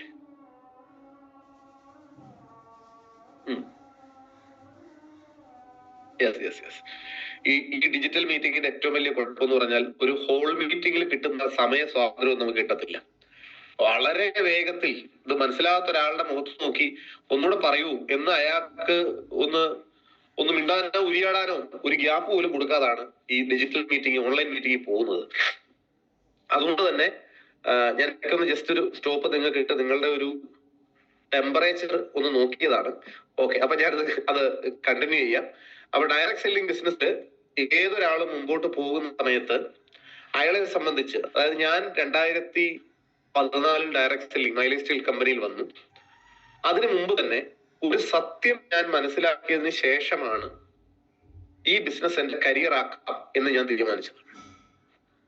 ആ സത്യം എന്ന് പറയുന്നത് മറ്റൊന്നുമല്ല, ലോകത്തിലെ ഏറ്റവും പ്രശസ്തനായ, ലോകത്ത് ഏറ്റവും കൂടുതൽ വിറ്റുപോയ ഒരു സാമ്പത്തിക ശാസ്ത്ര സംബന്ധിയായ പുസ്തകമായ rich dad poor dad, business school തുടങ്ങി കുറെ പുസ്തകങ്ങൾ എഴുതി, അതായത് ഏറ്റവും കൂടുതൽ സാധാരണക്കാരൻ വായിച്ച ഒരു സാമ്പത്തിക ശാസ്ത്ര പുസ്തകം അതാണ് റിച്ച് ഡാഡ് പുവർ ഡാഡ്. ഈ പുസ്തകത്തിന്റെ എഴുത്തുകാരനായ റോബർട്ട് കിയോസാക്കി എന്ന ജാപ്പനീസ് എക്കണോമിസ്റ്റ്, അദ്ദേഹം എന്താ പറയണ്ട അമേരിക്കൻ ഭരണകർത്താക്കളുടെ വരെ സാമ്പത്തിക ഉപദേഷ്ടാവായിട്ട് ജോലി ചെയ്ത മനുഷ്യനാണ്. അദ്ദേഹം പണം ഉണ്ടാക്കുന്നതിന്റെ അടിസ്ഥാനത്തിൽ ആളുകളെ 4ആയി തരംതിരിക്കുകയുണ്ടായി. ഞാൻ ആ സ്ലൈഡ് നിങ്ങളുടെ മുമ്പിൽ വീണ്ടും ഷെയർ ചെയ്യാം. 4ആയി തരംതിരിക്കുകയുണ്ടായി. അത് ESBI എന്നാണ്. Employee, E stands for employee, S for self employee, B for ബിസിനസ്സുകാരൻ, I ഫോർ ഇൻവെസ്റ്റർ അല്ലെങ്കിൽ ഇൻഡസ്ട്രിയലിസ്റ്റ്, എങ്ങനെയാണ് എടുക്കാം. ഇതിൽ E എന്നാൽ എംപ്ലോയി ആണ്. നമ്മുടെ നാട്ടിലെ 90% അല്ലെങ്കിൽ വരുന്ന ആൾക്കാരാണ് എംപ്ലോയികൾ. 8 മണിക്കൂറോ 10 മണിക്കൂറോ 12 മണിക്കൂറോ ജോലി ചെയ്യുന്ന എല്ലാവരും എംപ്ലോയി പെടും. 2 സെൽഫ് എംപ്ലോയി, ഉദാഹരണം പറഞ്ഞാൽ ഒരു കരിയറായി ഡെവലപ്പ് ചെയ്യുന്ന ഡോക്ടർ, എഞ്ചിനീയർ, വക്കീല്, കൃഷിക്കാരൻ, ഒരു അധ്യാപകൻ, ഒരു സ്കൂൾ ടീച്ചർ, ഇവരെല്ലാം വരുന്നത് എന്താണ് സെൽഫ് എംപ്ലോയിലാണ്. ഇനി 3ാമത്തെ ആള് അല്ലെങ്കിൽ ഒരു ട്യൂഷൻ സെന്റർ നടത്തുന്നു, ഒരു 10, 20, 50 പിള്ളേർക്ക് ട്യൂഷൻ കൊടുക്കുന്ന ആളൊക്കെ വരുന്നത് സെൽഫ് എംപ്ലോയിലാണ്. 3ാമത്തെ ആള് ബിസിനസ്സുകാരനാണ്. 20, 30, 40 ആൾക്കാരെ വെച്ച് ചെറുകിട ഷോപ്പുകള്, കടകള്, ഷോറൂമുകളൊക്കെ നടത്തുന്ന ആൾക്കാരാണ് ബിസിനസ്സുകാര്. 4ാമത്തെ ആൾക്കാർ വ്യവസായികൾ, ആയിരക്കണക്കിന് ആൾക്കാരെ വെച്ച് ജോലി ചെയ്യിക്കുന്നവർ അല്ലെങ്കിൽ നിക്ഷേപകർ എന്ന് വിളിക്കാം. അവരായിട്ട് ജോലിയൊന്നും ചെയ്യില്ല, അവരുടെ പണം അവർക്ക് വേണ്ടി പണിയെടുക്കും. ഇങ്ങനെ 4 രീതിപ്പെടുന്ന ആൾക്കാരെ കൊണ്ട് ലോകം നിറഞ്ഞിരിക്കുന്നു പണം ഉണ്ടാക്കുന്നതിന്റെ അടിസ്ഥാനത്തിൽ. ഇന്ന് 4ലും പെടാത്ത ആൾക്കാർ ഭൗതിക ജീവിതത്തിൽ ആരുമില്ല. ആത്മീയ ജീവിതത്തിൽ സന്യാസിമാരെ പോലുള്ള ആൾക്കാരൊക്കെ ഇത് 4ലും പെടത്തില്ല. എന്നെ നിങ്ങളെ പോലെയുള്ള സാധാരണ ഭൗതിക ജീവിതം, കുടുംബ ജീവിതമൊക്കെ നയിക്കുന്ന ആൾക്കാരെ സംബന്ധിച്ചിടത്തോളം നമ്മൾ ഈ 4 ഏതെങ്കിലും ഒന്നിൽ പെടും. ഇതിൽ ഈ 4 കൂട്ടരും കൂടെ ഉള്ള പ്രധാനപ്പെട്ട വ്യത്യാസം എന്താണെന്ന് ചോദിച്ചാൽ, ഈ എംപ്ലോയിയുടെ പ്രത്യേകത, എംപ്ലോയി മിനിമം 8, 10, 12 മണിക്കൂറായിരിക്കും പരമാവധി ജോലി ചെയ്യാൻ പറ്റുക. അതിന്റെ ഒരു പൈസ അയാൾക്ക് മാസം കിട്ടുന്നു. അവിടെ അയാൾ ഒറ്റയ്ക്ക് ഉണ്ടാക്കുന്ന പ്രവൃത്തി മണിക്കൂറിന്റെ പൈസ മാത്രമേ അയാൾക്ക് കിട്ടാറുള്ളൂ, അത് കൂടുതൽ കിട്ടാറില്ല. സെൽഫ് എംപ്ലോയിയുടെ പ്രത്യേകത, അയാളും ഒരുപക്ഷെ ഒരു 2 3 ആൾക്കാർ ജോലി ചെയ്താൽ കിട്ടാവുന്ന പരമാവധി വരുമാനമായിരിക്കും അയാൾ കിട്ടുക. ഇനി ഒരു ബിസിനസ് ഓണറെ നോക്കിയാൽ, ഒരു 50 സ്റ്റാഫിനെ വെച്ച് ജോലി ചെയ്യിക്കുന്ന ഒരു ബൈക്കിന്റെയോ കാറിന്റെയോ ഷോറൂംകാരനെ നോക്കിയാൽ, അയാൾ 50 സ്റ്റാഫ് 8 മണിക്കൂർ വെച്ച് ജോലി ചെയ്യുമ്പോൾ ഒരു ദിവസം ശരാശരി 400 മണിക്കൂറിന്റെ വരുമാനം അയാൾക്ക് കിട്ടുന്നു. അത് മിക്കവാറും 5 ലക്ഷമോ 10 ലക്ഷമോ ഒക്കെ മാസം കൂടാറുണ്ട്, അതൊക്കെ മേളിൽ പോകാറുമുണ്ട്. ഇനി വ്യവസായികളെ നോക്കിയാൽ, ആയിരക്കണക്കിന് ആൾക്കാർ 8 മണിക്കൂർ വെച്ച് ജോലി ചെയ്യുമ്പോൾ അതിലൂടെ ഉണ്ടാകുന്ന വരുമാനം വളരെ വലിയ വരുമാനമായി കാണാറുണ്ട്. അപ്പൊ റോബർട്ട് കിയോസാക്കി പറഞ്ഞു നിർത്തുന്ന പ്രധാനപ്പെട്ട ചോദ്യം ഇതാണ്: ലോക ജനസംഖ്യയിൽ 95% ആൾക്കാർ എംപ്ലോയി, സെൽഫ് എംപ്ലോയി കാറ്റഗറിയിൽ വരുന്ന ആൾക്കാരാണ്. അതായത് E&S വരുന്നവരാണ് 95% ആൾക്കാർ. ബാക്കി 5% ആൾക്കാർ മാത്രമാണ് ബിസിനസ്സുകാരും ഇൻവെസ്റ്റേഴ്സുമായിട്ടുള്ളത്. ഈ ES ആൾക്കാരായ 95% ആൾക്കാർക്കും കൂടി ലോകത്ത് ജീവിക്കാനുള്ളത് 5% പണവും, ശ്രദ്ധിച്ചു കേൾക്കുമെന്ന് വിശ്വസിക്കുന്നു. ഈ ലോകം നേരിടുന്ന ഏറ്റവും വലിയ സാമ്പത്തിക അസ്ഥിരതയുടെ അടിസ്ഥാനകരമായ സാമ്പത്തിക ശാസ്ത്ര സംബന്ധിയായ കാരണമാണ് നിങ്ങളുടെ മുമ്പിൽ ഞാൻ പറഞ്ഞുകൊണ്ടിരിക്കുന്നത്. അതായത് ലോകത്താകമാനം എടുത്താൽ എംപ്ലോയി, സെൽഫ് എംപ്ലോയി ആയുള്ളത് 100ൽ 95% ആൾക്കാരും, 5% ആൾക്കാർ ബിസിനസ്സുകാരും വ്യവസായികളുമായ എണ്ണത്തിൽ വളരെ ചുരുങ്ങിയ ശതമാനമാണെങ്കിലും ലോകത്ത് പണം കൈകാര്യം ചെയ്യുന്നതിന്റെ അളവ് നോക്കിയാൽ ഈ എംപ്ലോയി, സെൽഫ് എംപ്ലോയിമാരുടെ കയ്യിൽ മൊത്തം ഉള്ളത് 5% പൈസയാണെങ്കിൽ വ്യവസായികളുടെയും ബിസിനസ്സുകാരുടെയും കയ്യിലാണ് ബാക്കി 95% പൈസ ഇരിക്കുന്നത്. അതായത് നിങ്ങൾക്ക് സാമ്പത്തികമായി മെച്ചപ്പെട്ട ഒരാളാവണമെന്നുണ്ടെങ്കിൽ, പണം ജീവിതത്തിൽ നമുക്കൊരു പ്രശ്നമല്ലാത്ത സാഹചര്യത്തിലേക്ക് വരണമെന്നുണ്ടെങ്കിൽ, കുറെ ആൾക്കാർക്ക് തൊഴിൽ കൊടുക്കുന്ന ഒരു നല്ല കരിയർ നിങ്ങൾക്ക് വേണമെന്നുണ്ടെങ്കിൽ, രാഷ്ട്ര നിർമ്മാണത്തിന് കോൺട്രിബ്യൂഷൻ കൊടുക്കാൻ പറ്റുന്ന ഒരു നികുതിദായകനാണ് എന്ന് ആത്മാഭിമാനത്തോടെ നിങ്ങൾക്ക് സംസാരിക്കണമെന്നുണ്ടെങ്കിൽ നിങ്ങൾ നിങ്ങളുടെ ക്വാഡ്രന്റ് ചേഞ്ച് ചെയ്യണം എന്നാണ് റോബർട്ട് കിയോസാക്കി പറഞ്ഞു വെക്കുന്നത്. ക്വാഡ്രന്റ് ചേഞ്ച് ചെയ്യണമെന്ന് പറഞ്ഞാൽ ഇയിലോ എസിലോ നിൽക്കുന്നോ നിങ്ങൾ ബിയിലോട്ട് മാറണം. ഐയിലോട്ട് പെട്ടെന്ന് മാറാൻ പറ്റില്ല. ഇയിലോ എസിലോ നിൽക്കുന്ന നിങ്ങൾ, എംപ്ലോയിയോ സെൽഫ് എംപ്ലോയി ആയ നിങ്ങൾ, ഇവിടെ നിന്ന് എത്ര അഭ്യാസം കാണിച്ചാലും ഒരു പരിധി കൂടുതൽ പണം വരില്ല. സ്വാഭാവികമായി അത് വരണമെന്നുണ്ടെങ്കിൽ നിങ്ങൾ ബിസിനസ് പ്രൊഫൈലിലോട്ട് മാറണം. ബിസിനസ്സിലോട്ട് മാറുക എന്ന് പറഞ്ഞാൽ അതിന്റെ അർത്ഥം കൂടുതൽ ആൾക്കാരുടെ പ്രവൃത്തി മണിക്കൂർ ഉപയോഗിക്കുക എന്നാണ് അർത്ഥം. ബിസിനസ്സിലേക്ക് മാറണമെങ്കിൽ സ്വാഭാവികമായി വലിയ പണം മുടക്ക് ആവശ്യമുണ്ടാവും. അങ്ങനെ വലിയ പണം മുടക്ക് ആവശ്യമില്ലാതെ, അദ്ദേഹത്തിന്റെ ഒരു പുസ്തകം പറഞ്ഞ് അവസാനിക്കുന്ന പേജ് ഇങ്ങനെയാണ്, ഞാൻ ആ പുസ്തകം വളരെ പ്രാവശ്യം വായിച്ചിട്ടുണ്ട്. നിങ്ങൾക്ക് ഒരു പണവും കയ്യിലില്ലാതെ ഒരു സാധാരണക്കാരനെ സംബന്ധിച്ച് ട്രൂ വെൽത്ത്, ശരിയായ സമ്പത്ത്, വൈറ്റ് മണി ഉണ്ടാക്കണമെന്ന് ആഗ്രഹമുണ്ടോ, നിങ്ങളുടെ ക്വാഡ്രന്റ് ചേഞ്ച് ചെയ്യണമെന്ന് ആഗ്രഹമുണ്ടോ, നിങ്ങൾ ഒരു നല്ല ഡയറക്ട് സെല്ലിംഗ് കമ്പനിയെ തിരഞ്ഞെടുക്കുക. ഒരു സാധാരണക്കാരന് ലോകത്ത് കിട്ടാവുന്നതിൽ ക്വാഡ്രന്റ് ചേഞ്ച് ചെയ്യാൻ പറ്റുന്ന ഏറ്റവും നല്ല അവസരമാണ് യഥാർത്ഥ ഒരു ജെനുവൻ ഡയറക്ട് സെല്ലിംഗ് കമ്പനിയെ തിരഞ്ഞെടുക്കുക എന്നുള്ളത്. എന്റെ മുമ്പിൽ ഇരിക്കുന്ന നിങ്ങൾ എല്ലാവരും, നിങ്ങൾ ഏത് മാനസികാവസ്ഥയിൽ ഞാൻ ഈ പറയുന്നതിനെ ചിന്തിച്ചാലും ശരി, എനിക്ക് ഉറപ്പ് പറയാൻ പറ്റും, നിങ്ങളുടെ ജീവിതത്തിൽ നിങ്ങൾ എടുത്തതിൽ ഏറ്റവും ശരിയായ തീരുമാനം മൈ ലൈഫ് സ്റ്റൈൽ എന്ന കമ്പനിയിലേക്ക് വന്നു എന്നുള്ളതാണ്. ഈ തീരുമാനം ശരിയാണ് എന്ന് തിരിച്ചറിയാൻ ബഹുമാനപ്പെട്ട നിങ്ങൾക്ക് 3 കൊല്ലമോ 4 കൊല്ലമോ എടുത്തേക്കാം. ആ 3 or 4 കൊല്ലം ഈ ബിസിനസ് നമ്മൾ സജീവമായി പ്രവർത്തിക്കണമെന്ന് മാത്രം. ഇത് തുടങ്ങി പ്രവർത്തിക്കാണ്ട് വെറുതെ ഇരുന്ന ഒരാളെ സംബന്ധിച്ച് 4ാമത്തെ വർഷം ഈ തീരുമാനം ശരിയാണെന്ന് തോന്നില്ല. ഇത് നല്ലൊരു ബിസിനസ്. മറിച്ച് ഇത് ശരിയാണെന്ന് തോന്നണമെങ്കിൽ നിങ്ങൾ ഈ ബിസിനസ്സിലേക്ക് എന്തിനു വന്നു എന്നുള്ളത്, എന്തുകൊണ്ട് മൈലേസിൽ ചെയ്തു എന്നുള്ളത് നമ്മളൊന്ന് മനസ്സിലാക്കണം. ഒന്ന്, എങ്ങനെയാണ് നമുക്കൊരു ജെനുവനായ നല്ല ഒരു ഡയറക്ട് സെല്ലിംഗ് കമ്പനിയെ തിരിച്ചറിയാൻ കഴിയുക, എങ്ങനെയാണ് ഒരു കാര്യം. ഡയറക്ട് സെല്ലിംഗ് രംഗത്ത് നേടുന്ന ഏറ്റവും വലിയ പ്രതിസന്ധി, ഡയറക്ട് സെല്ലിംഗ് ഇൻഡസ്ട്രി നല്ലതാണെന്ന് പലർക്കും മനസ്സിലാവും, പക്ഷെ നല്ല കമ്പനികളെ തിരിച്ചറിയാനുള്ള എക്സ്പീരിയൻസ് പലർക്കും ഇല്ല. ഭാഗ്യം കൊണ്ട് നല്ല ശതമാനം ആൾക്കാർ മൈലേജ് ആദ്യം തന്നെ വരും. പക്ഷെ നിരവധി ആൾക്കാർ എനിക്ക് നേരിട്ടറിയാം, അവർ പലരും തെറ്റായ പല കമ്പനികളിൽ പോയി സാമ്പത്തികവും അല്ലാതെയുമായ നഷ്ടങ്ങൾ ഉണ്ടായതിനു ശേഷം മനസ്സ് മടുത്ത് മൈലേജിൽ വന്ന ആൾക്കാരെ ഞാൻ കണ്ടിട്ടുണ്ട്. പ്രതീക്ഷ നഷ്ടപ്പെട്ട് ഇതായിരുന്നു ഞാൻ ആദ്യം വരേണ്ടത് എന്ന കുറ്റബോധത്തോടെ വന്ന ആൾക്കാരെ കണ്ടിട്ടുണ്ട്. ആദ്യം ഞാൻ വന്നത് തന്നെ ഇതിലാണല്ലോ എന്ന ചാരിതാർത്ഥ്യത്തോടും നന്ദിയോടും ദൈവത്തിന് കടപ്പാടോടും ദൈവത്തോട് നന്ദി പറഞ്ഞിട്ടും വരുന്ന ആൾക്കാരെ കണ്ടിട്ടുണ്ട്. അപ്പൊ എന്നെ കേൾക്കുന്ന ഇപ്പൊ ഈ സൂമിൽ മാത്രം ഇരിക്കുന്ന 1000 പേരുണ്ടാവും. ഈ 1000 പേരോട് എനിക്ക് പറയാനുള്ളത്, നിങ്ങൾ എടുത്ത തീരുമാനം ശരിയാണ്. അറിഞ്ഞോ അറിയാതെയോ ഒരു നല്ല കമ്പനിയിൽ വരാൻ കഴിയുക എന്നുള്ളത് വളരെ വലിയൊരു ഭാഗ്യമാണ്. നിങ്ങളുടെ ഫസ്റ്റ് കമ്പനി തന്നെ ആ തരത്തിൽ നല്ല ഒരു കമ്പനിയാണ് എന്നുള്ളത് വളരെ സന്തോഷം തരുന്ന ഒരു കാര്യമാണ്. ഇനി എങ്ങനെയാണ് നല്ലൊരു കമ്പനി നമുക്ക് തിരിച്ചറിയുക? ഒന്ന്, നമ്മളൊക്കെ ഒരുപക്ഷെ നമ്മളൊരു വീട് വെക്കാൻ പോകുന്നെങ്കിൽ, നമുക്കൊരു വലിയ അളവിൽ തടി വേണമെങ്കിൽ നമ്മളൊരു കാർപ്പൻറ്ററേയും കൊണ്ടുപോയായിരിക്കും തടി എടുക്കുക. നിങ്ങളൊരു യൂസ്ഡ് കാർ വാങ്ങാൻ നിങ്ങൾ ആഗ്രഹിച്ചാൽ നിങ്ങളൊരു നല്ല മെക്കാനിക്കിനെ കൊണ്ടുപോയിട്ടായിരിക്കും വാങ്ങിക്കുക. മീൻസ് ആ മേഖലയിൽ ഒരു എക്സ്പേർട്ടിനെ നമുക്ക് ആവശ്യമാണ്. ഡയറക്ട് സെല്ലിംഗിൽ അങ്ങനെ ഒരു എക്സ്പേർട്ട് ഇല്ലാഞ്ഞിട്ട് കൂടി നല്ല കമ്പനിയിലേക്ക് നിങ്ങൾക്ക് വരാൻ കഴിഞ്ഞിട്ടുണ്ടെങ്കിൽ തീർച്ചയായും നിങ്ങളുടെ ഭാഗ്യമാണ് എന്ന് പറയാൻ പറ്റുള്ളൂ. അപ്പം ഒരു കമ്പനിയെ സെലക്ട് ചെയ്യുമ്പോൾ ഒന്നും ആ കമ്പനിയുടെ പ്രൊഫൈൽ നമ്മൾ ശ്രദ്ധിക്കണം. നല്ല പ്രൊഫൈലുള്ള കമ്പനി ആയിരിക്കണം.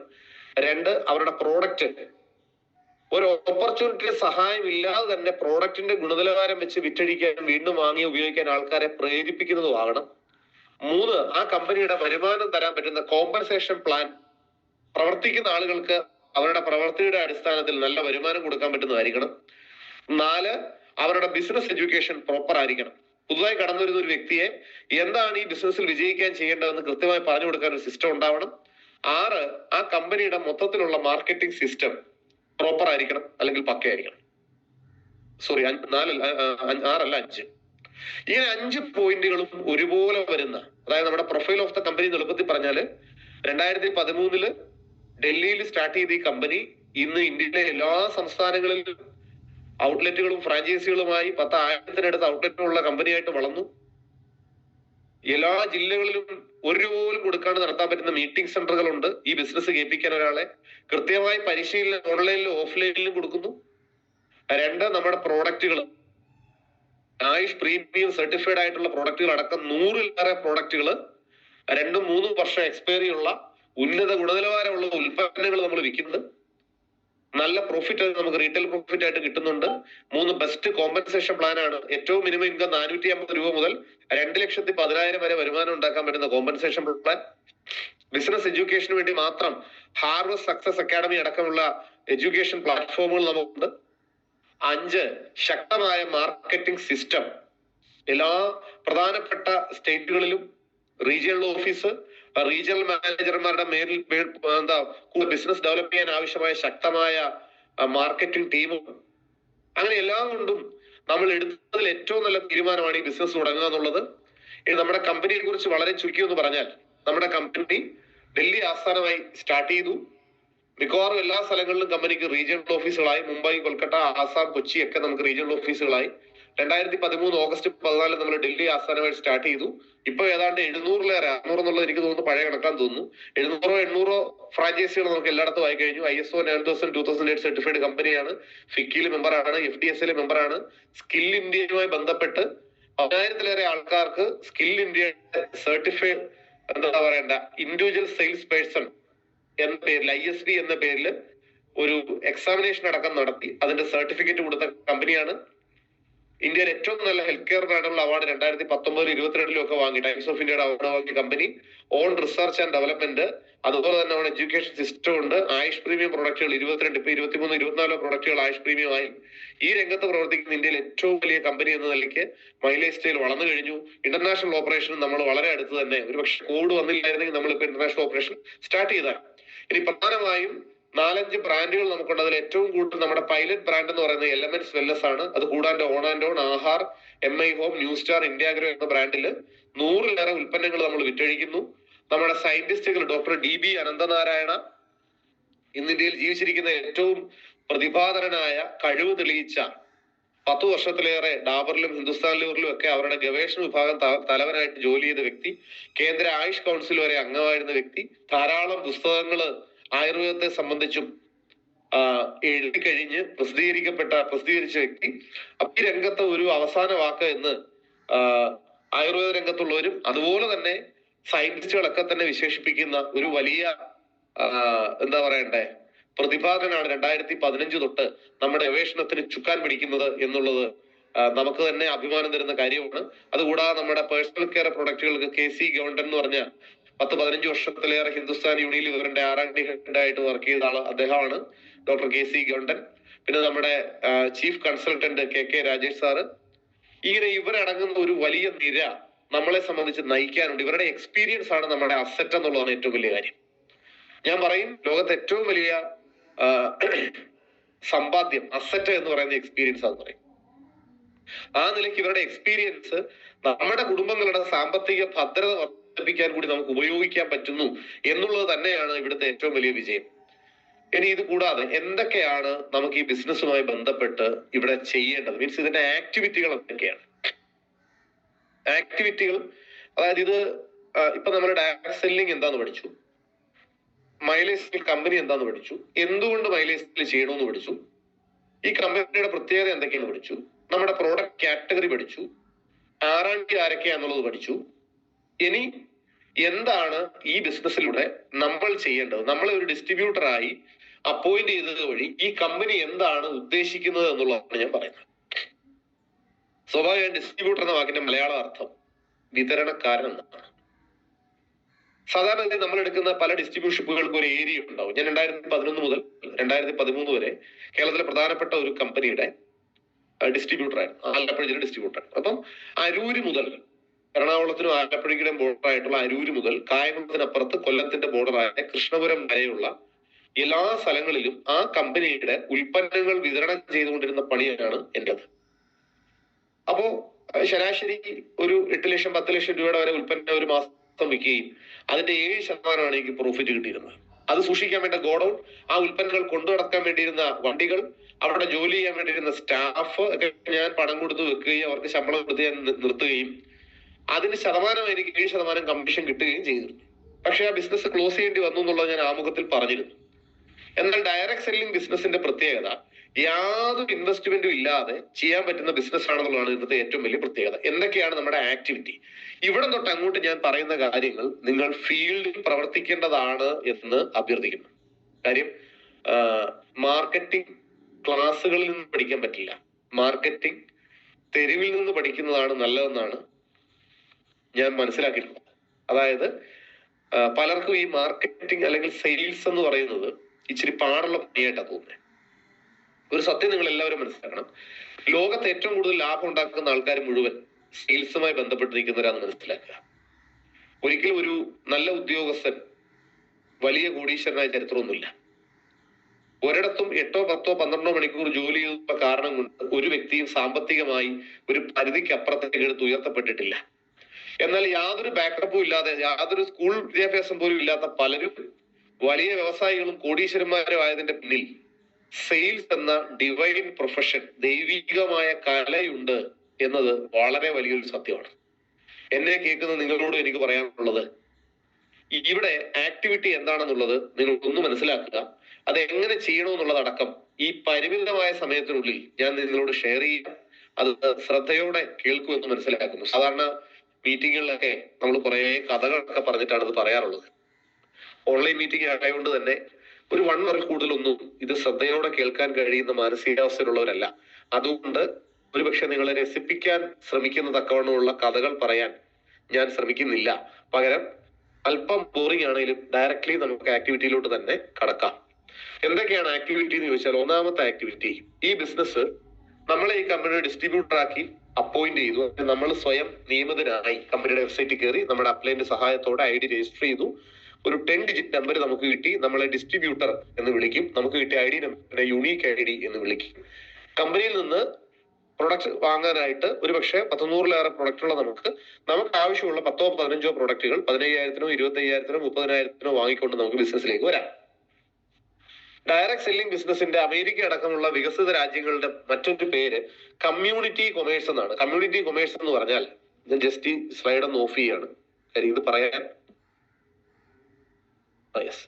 കമ്മ്യൂണിറ്റി കൊമേഴ്സ് എന്ന വാക്കിന്റെ അർത്ഥം നമ്മുടെ ഉൽപ്പന്നങ്ങൾ ഇഷ്ടപ്പെടുന്ന, ഉപയോഗിക്കുന്ന, ശീലമാക്കിയ ഒരു തലമുറയെ സൃഷ്ടിക്കുക എന്നാണ്. ഉദാഹരണം, ചിലപ്പോൾ നിങ്ങൾക്ക് അറിയാൻ പറ്റും, ചില പർട്ടിക്കുലർ പ്രോഡക്റ്റ് ഉപയോഗിക്കുന്ന ആളുകൾ ചിലത് ഇഷ്ടപ്പെടാറുണ്ട്. ഒരു എളുപ്പത്തിൽ പറഞ്ഞാല്, ഒരു പ്രത്യേക ബ്രാൻഡിനെ കുറിച്ച് പറയാൻ പാടില്ല എന്ന് പറഞ്ഞാലും വലിയ കോമ്പറ്റീഷൻ ഇല്ലാത്ത ബ്രാൻഡ് ആയതുകൊണ്ട് പറയാം.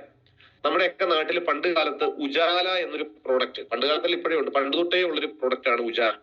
അതിനു മുമ്പ് നമ്മൾ അതിനെ വിളിച്ചിരുന്നത് നീലം എന്നാണ് വിളിച്ചിരുന്നത്. കടയിൽ പോയി ഒരു നീലം തരാൻ പറയും. ഞാനൊക്കെ സ്കൂളിൽ പഠിക്കുന്ന സമയത്ത് റീഗൽ തുള്ളിനീലം, റോബിൻ തുള്ളിനീലം, ഇങ്ങനെ തുള്ളിനീലങ്ങളൊക്കെ ഉണ്ടായിരുന്നു.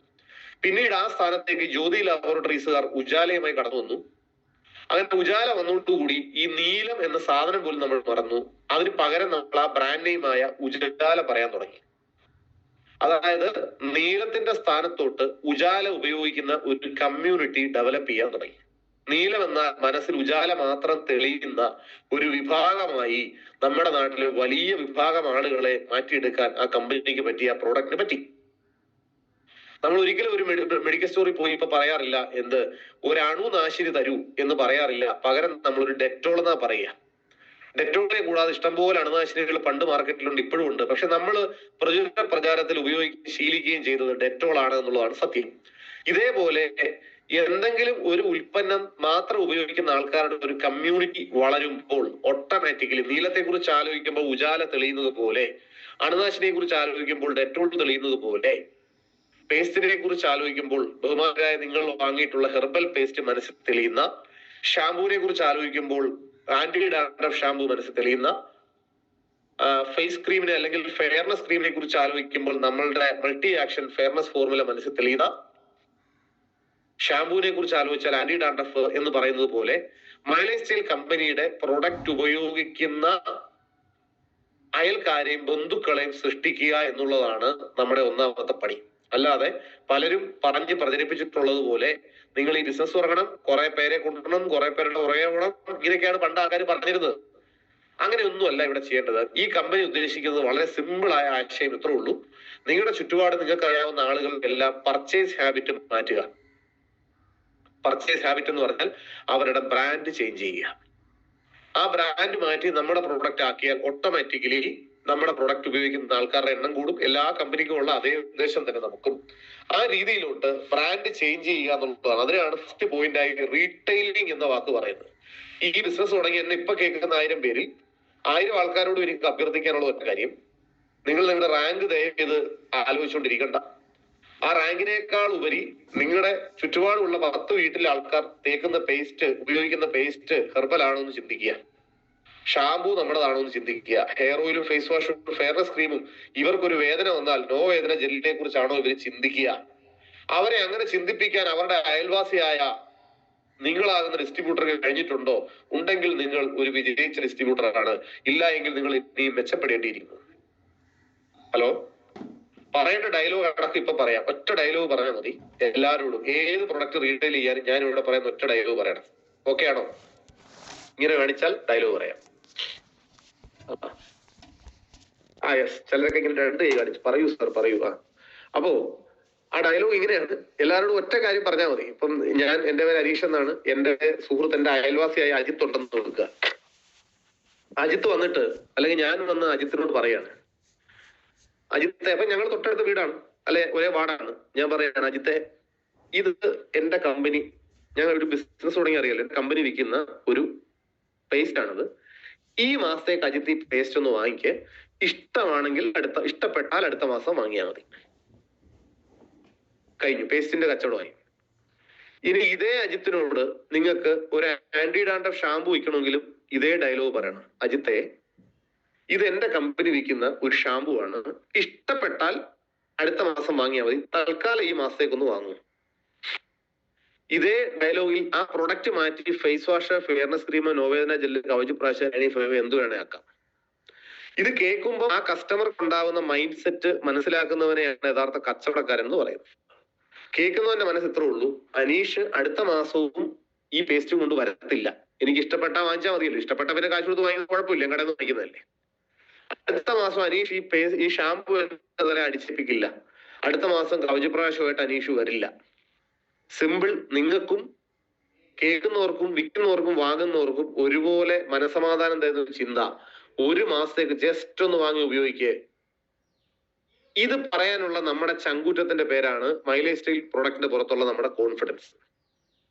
ഇത് പറയാൻ എന്നെ പ്രേരിപ്പിച്ച എന്താ പറയണ്ട കോൺഫിഡൻസിന്റെ പേരാണ് മൈലേജ് സ്റ്റൈൽ. എനിക്കറിയാം ഒരു പ്രോഡക്റ്റിന്റെ ഏറ്റവും വലിയ ഗുണം എന്നത് അതിന്റെ മാർക്കറ്റബിലിറ്റിയാണ്. മാർക്കറ്റബിലിറ്റി എന്ന വാക്കിന്റെ ശരിയായ അർത്ഥം സ്വയം വിറ്റുപോകാനുള്ള സ്വഭാവം എന്നാണ്. ഹെർബൽ പേസ്റ്റ് ഒരാൾ ഉപയോഗിച്ച് അയാൾക്ക് അടുത്ത മാസം വാങ്ങാൻ തോന്നുന്നത് കൊടുത്ത ആളുടെ ഗുണം കൊണ്ട് മാത്രമല്ല, അതിനപ്പുറത്തേക്ക് പ്രോഡക്റ്റിന്റെ ഗുണം കൊണ്ടാണ് വീണ്ടും വാങ്ങിക്കുന്നത്. ലിവ് അഗെയിൻ എന്ന ഒരു സാധാരണ ഓപ്പൺ മാർക്കറ്റിൽ പോയ പല മെഡിക്കൽ സ്റ്റോറുകളിൽ നിന്ന് വാങ്ങിക്കുന്ന ഗ്യാസ്ട്രിക് പ്രശ്നങ്ങൾക്കും എന്താ പറയുക കലരോഗ സംബന്ധിയായ ചെറിയ സിംറ്റങ്ങൾക്കും ആൾക്കാർ വാങ്ങി ഉപയോഗിക്കുന്ന പല പ്രൊഡക്റ്റുകളും, ഞാൻ പേരൊന്നും പറയുന്നില്ല, പല പ്രൊഡക്റ്റുകൾക്കും പകരം ലിവ് അഗെയിൻ ലിക്വിഡ് അല്ലെങ്കിൽ ലിവ് അഗെയിൻ ക്യാപ്സൂൾ എന്ന പ്രൊഡക്റ്റ് ഒരു മാസം നീ ഉപയോഗിക്കുക, നിനക്ക് എന്തെങ്കിലുമൊക്കെ നെഞ്ചരിച്ചിലിനോ പ്രശ്നങ്ങൾക്കോ ഒരു റിസൾട്ട് വന്നാൽ നീ വീണ്ടും വാങ്ങിയാൽ മതി, അല്ലേ വേണ്ട. ഈ ഒരൊറ്റ ഡയലോഗ് പറഞ്ഞ് ഈ പ്രൊഡക്റ്റുകൾ ഒരു 25,000 രൂപയുടെ പ്രൊഡക്റ്റ് വേണമെങ്കിലും ഒരു വ്യക്തിക്ക് സുഖമായി അയാൾ ഏറ്റവും എടുത്ത 5-10 വീട്ടുകാർക്കോ, ഏറ്റവും എടുത്ത 5-6 അയൽക്കാർക്കോ, ഏറ്റവും എടുത്ത 5-6 സുഹൃത്തുക്കൾക്കോ, ഏറ്റവും എടുത്ത കുറച്ച് ബന്ധുക്കൾക്കോ കൊടുക്കാം. ഒരു 15 മുതൽ 25-30 കസ്റ്റമേഴ്സിനെ വരെ ഒരൊറ്റ ആഴ്ച കൊണ്ട് ഉണ്ടാക്കാൻ ഞാൻ ഈ പറഞ്ഞ ഒറ്റ ഡയലോഗ് മതി. ആളുടെ പേര് മാറ്റിക്കോണം. ഇപ്പം സുധാകരന്റെ വീട്ടിൽ ചെന്നിട്ട് പ്രഭാകര എന്ന് പറയരുത്, കാര്യം സുധാകരൻ അടുത്ത വീട്ടിലായിരിക്കും. ആളുടെ പേരും പ്രൊഡക്റ്റിന്റെ പേരും മാറ്റിക്കോണം. ബാക്കി ഡയലോഗ് എല്ലാം സെയിം. റീറ്റെയിലിംഗ് പഠിച്ചു എന്ന് വിചാരിക്കുന്നു. റീറ്റെയിലിംഗ് ഇനി തുടർച്ചയായി ചെയ്യുക. റീറ്റെയിൽ ചെയ്യാൻ തുടങ്ങുമ്പോഴുള്ള പ്രധാനപ്പെട്ട പ്രശ്നം പലർക്കും ദുരഭിമാനം ഉണ്ടാവാറുണ്ട്. ഞാൻ ഈ പേസ്റ്റ് കൊണ്ട് കൊടുത്താൽ അവരെന്ത് വിചാരിക്കും എന്നൊക്കെ ആൾക്കാർക്ക് തോന്നും. അങ്ങനൊന്നും വിചാരിക്കരുത്. കാര്യം നമ്മൾ ഈ പ്രൊഡക്റ്റിന്റെ ഒരു ബ്രാൻഡ് അംബാസിഡർ ആണ്, ഒരു കസ്റ്റമർ നെറ്റ്വർക്ക് ബിൽഡ് ചെയ്യാൻ നിൽക്കുന്ന ആളാണ്. അവിടെ മാനാഭിമാനങ്ങളെ കുറിച്ച് അനാവശ്യമായി ചിന്തിച്ച് ദുരഭിമാനപ്പെടേണ്ട ഒരു കാര്യമില്ല. പകരം ഈ പ്രൊഡക്റ്റിന്റെ വലിയ ആഗോളതലത്തിൽ ഈ പ്രൊഡക്റ്റിന്റെ ഒരു ഡിസ്ട്രിബ്യൂഷൻ കിട്ടുന്ന ഒരു ഓപ്പർച്യൂണിറ്റി പരിചയപ്പെടുന്നതിന് മുന്നോടിയായി ഒരു ടെസ്റ്റ് അടിക്കുന്നതാണെന്ന് ഇത് കൊടുക്കുന്ന ആൾക്ക് അറിയത്തില്ലെങ്കിലും നമുക്കറിയാമെന്നുള്ള സത്യം നമ്മളെ നയിക്കണം. ഞാൻ പറഞ്ഞ മനസ്സിലായി കാണുന്നു വിചാരിക്കുന്നു. ഇന്ന് ലോകത്ത് ഏറ്റവും കൂടുതൽ രാജ്യങ്ങൾ നടക്കുന്ന അമേരിക്കൻ പ്രസിഡന്റ് വരെ ഇൻവോൾവ് ആയിട്ടുള്ള ബിസിനസ്സാണ് ഡയറക്ട് സെല്ലിംഗ്. യൂട്യൂബിൽ നോക്കിയാൽ നിങ്ങൾക്ക് അറിയാം. ഡൊണാൾഡ് ട്രംപ് അടക്കം ട്രംപ് നെറ്റ്വർക്ക് എന്ന ഡയറക്ട് സെല്ലിംഗ് കമ്പനിയുമായി ബന്ധപ്പെട്ടിരുന്നു. ഞാൻ പറഞ്ഞു വന്നത് അത്രയും വലിയ വ്യവസായത്തിലേക്ക് നിങ്ങളുടെ ഏറ്റവും അടുത്ത അയൽക്കാരനെ ബന്ധുവിനെ കൊണ്ടുവരാൻ വേണ്ട ആദ്യത്തെ ഒരു പ്രോഡക്റ്റ് ആണ് നിങ്ങൾ കൊടുക്കുന്നതെന്നുള്ള ബോധം ആത്മാഭിമാനത്തോടെ വേണം നിങ്ങൾ വിൽക്കാൻ. സെയിൽസ് എന്നത് അറിയാത്ത ആൾക്കാർക്ക് വേണ്ടി പറയാം. സെയിൽസ് എന്നത് ഞാൻ വിൽക്കുന്ന ഉൽപ്പന്നത്തെ കുറിച്ച് ശ്രദ്ധിച്ച് കേൾക്കണേ. ഹലോ, ശ്രദ്ധിച്ച് കേൾക്കുന്നുണ്ടോ? ഉണ്ട്. ഓക്കെ. സെയിൽസ് എന്നത് ഞാൻ വിൽക്കുന്ന ഉൽപ്പന്നത്തെ കുറിച്ച് എനിക്കുള്ള അറിവിന്റെയും വിശ്വാസത്തിന്റെയും ആവേശത്തിന്റെയും കൈമാറ്റത്തെയാണ് സെയിൽസ് എന്ന് പറയുന്നത്. വേറൊന്നുമല്ല സെയിൽസ്. എനിക്ക് ആവേശം കൊള്ളാൻ പറ്റാത്ത, എനിക്ക് ആത്മാഭിമാനം കൊള്ളാൻ പറ്റാത്ത, എനിക്ക് അറിവില്ലാത്ത, എനിക്ക് ഫലം കിട്ടാത്ത ഒരു പ്രൊഡക്റ്റ് എനിക്ക് എൻ്റെ ഒരു ബന്ധുവിനോ സുഹൃത്തിനോ നെഞ്ചറപ്പോടെ വിൽക്കാൻ പറ്റില്ല.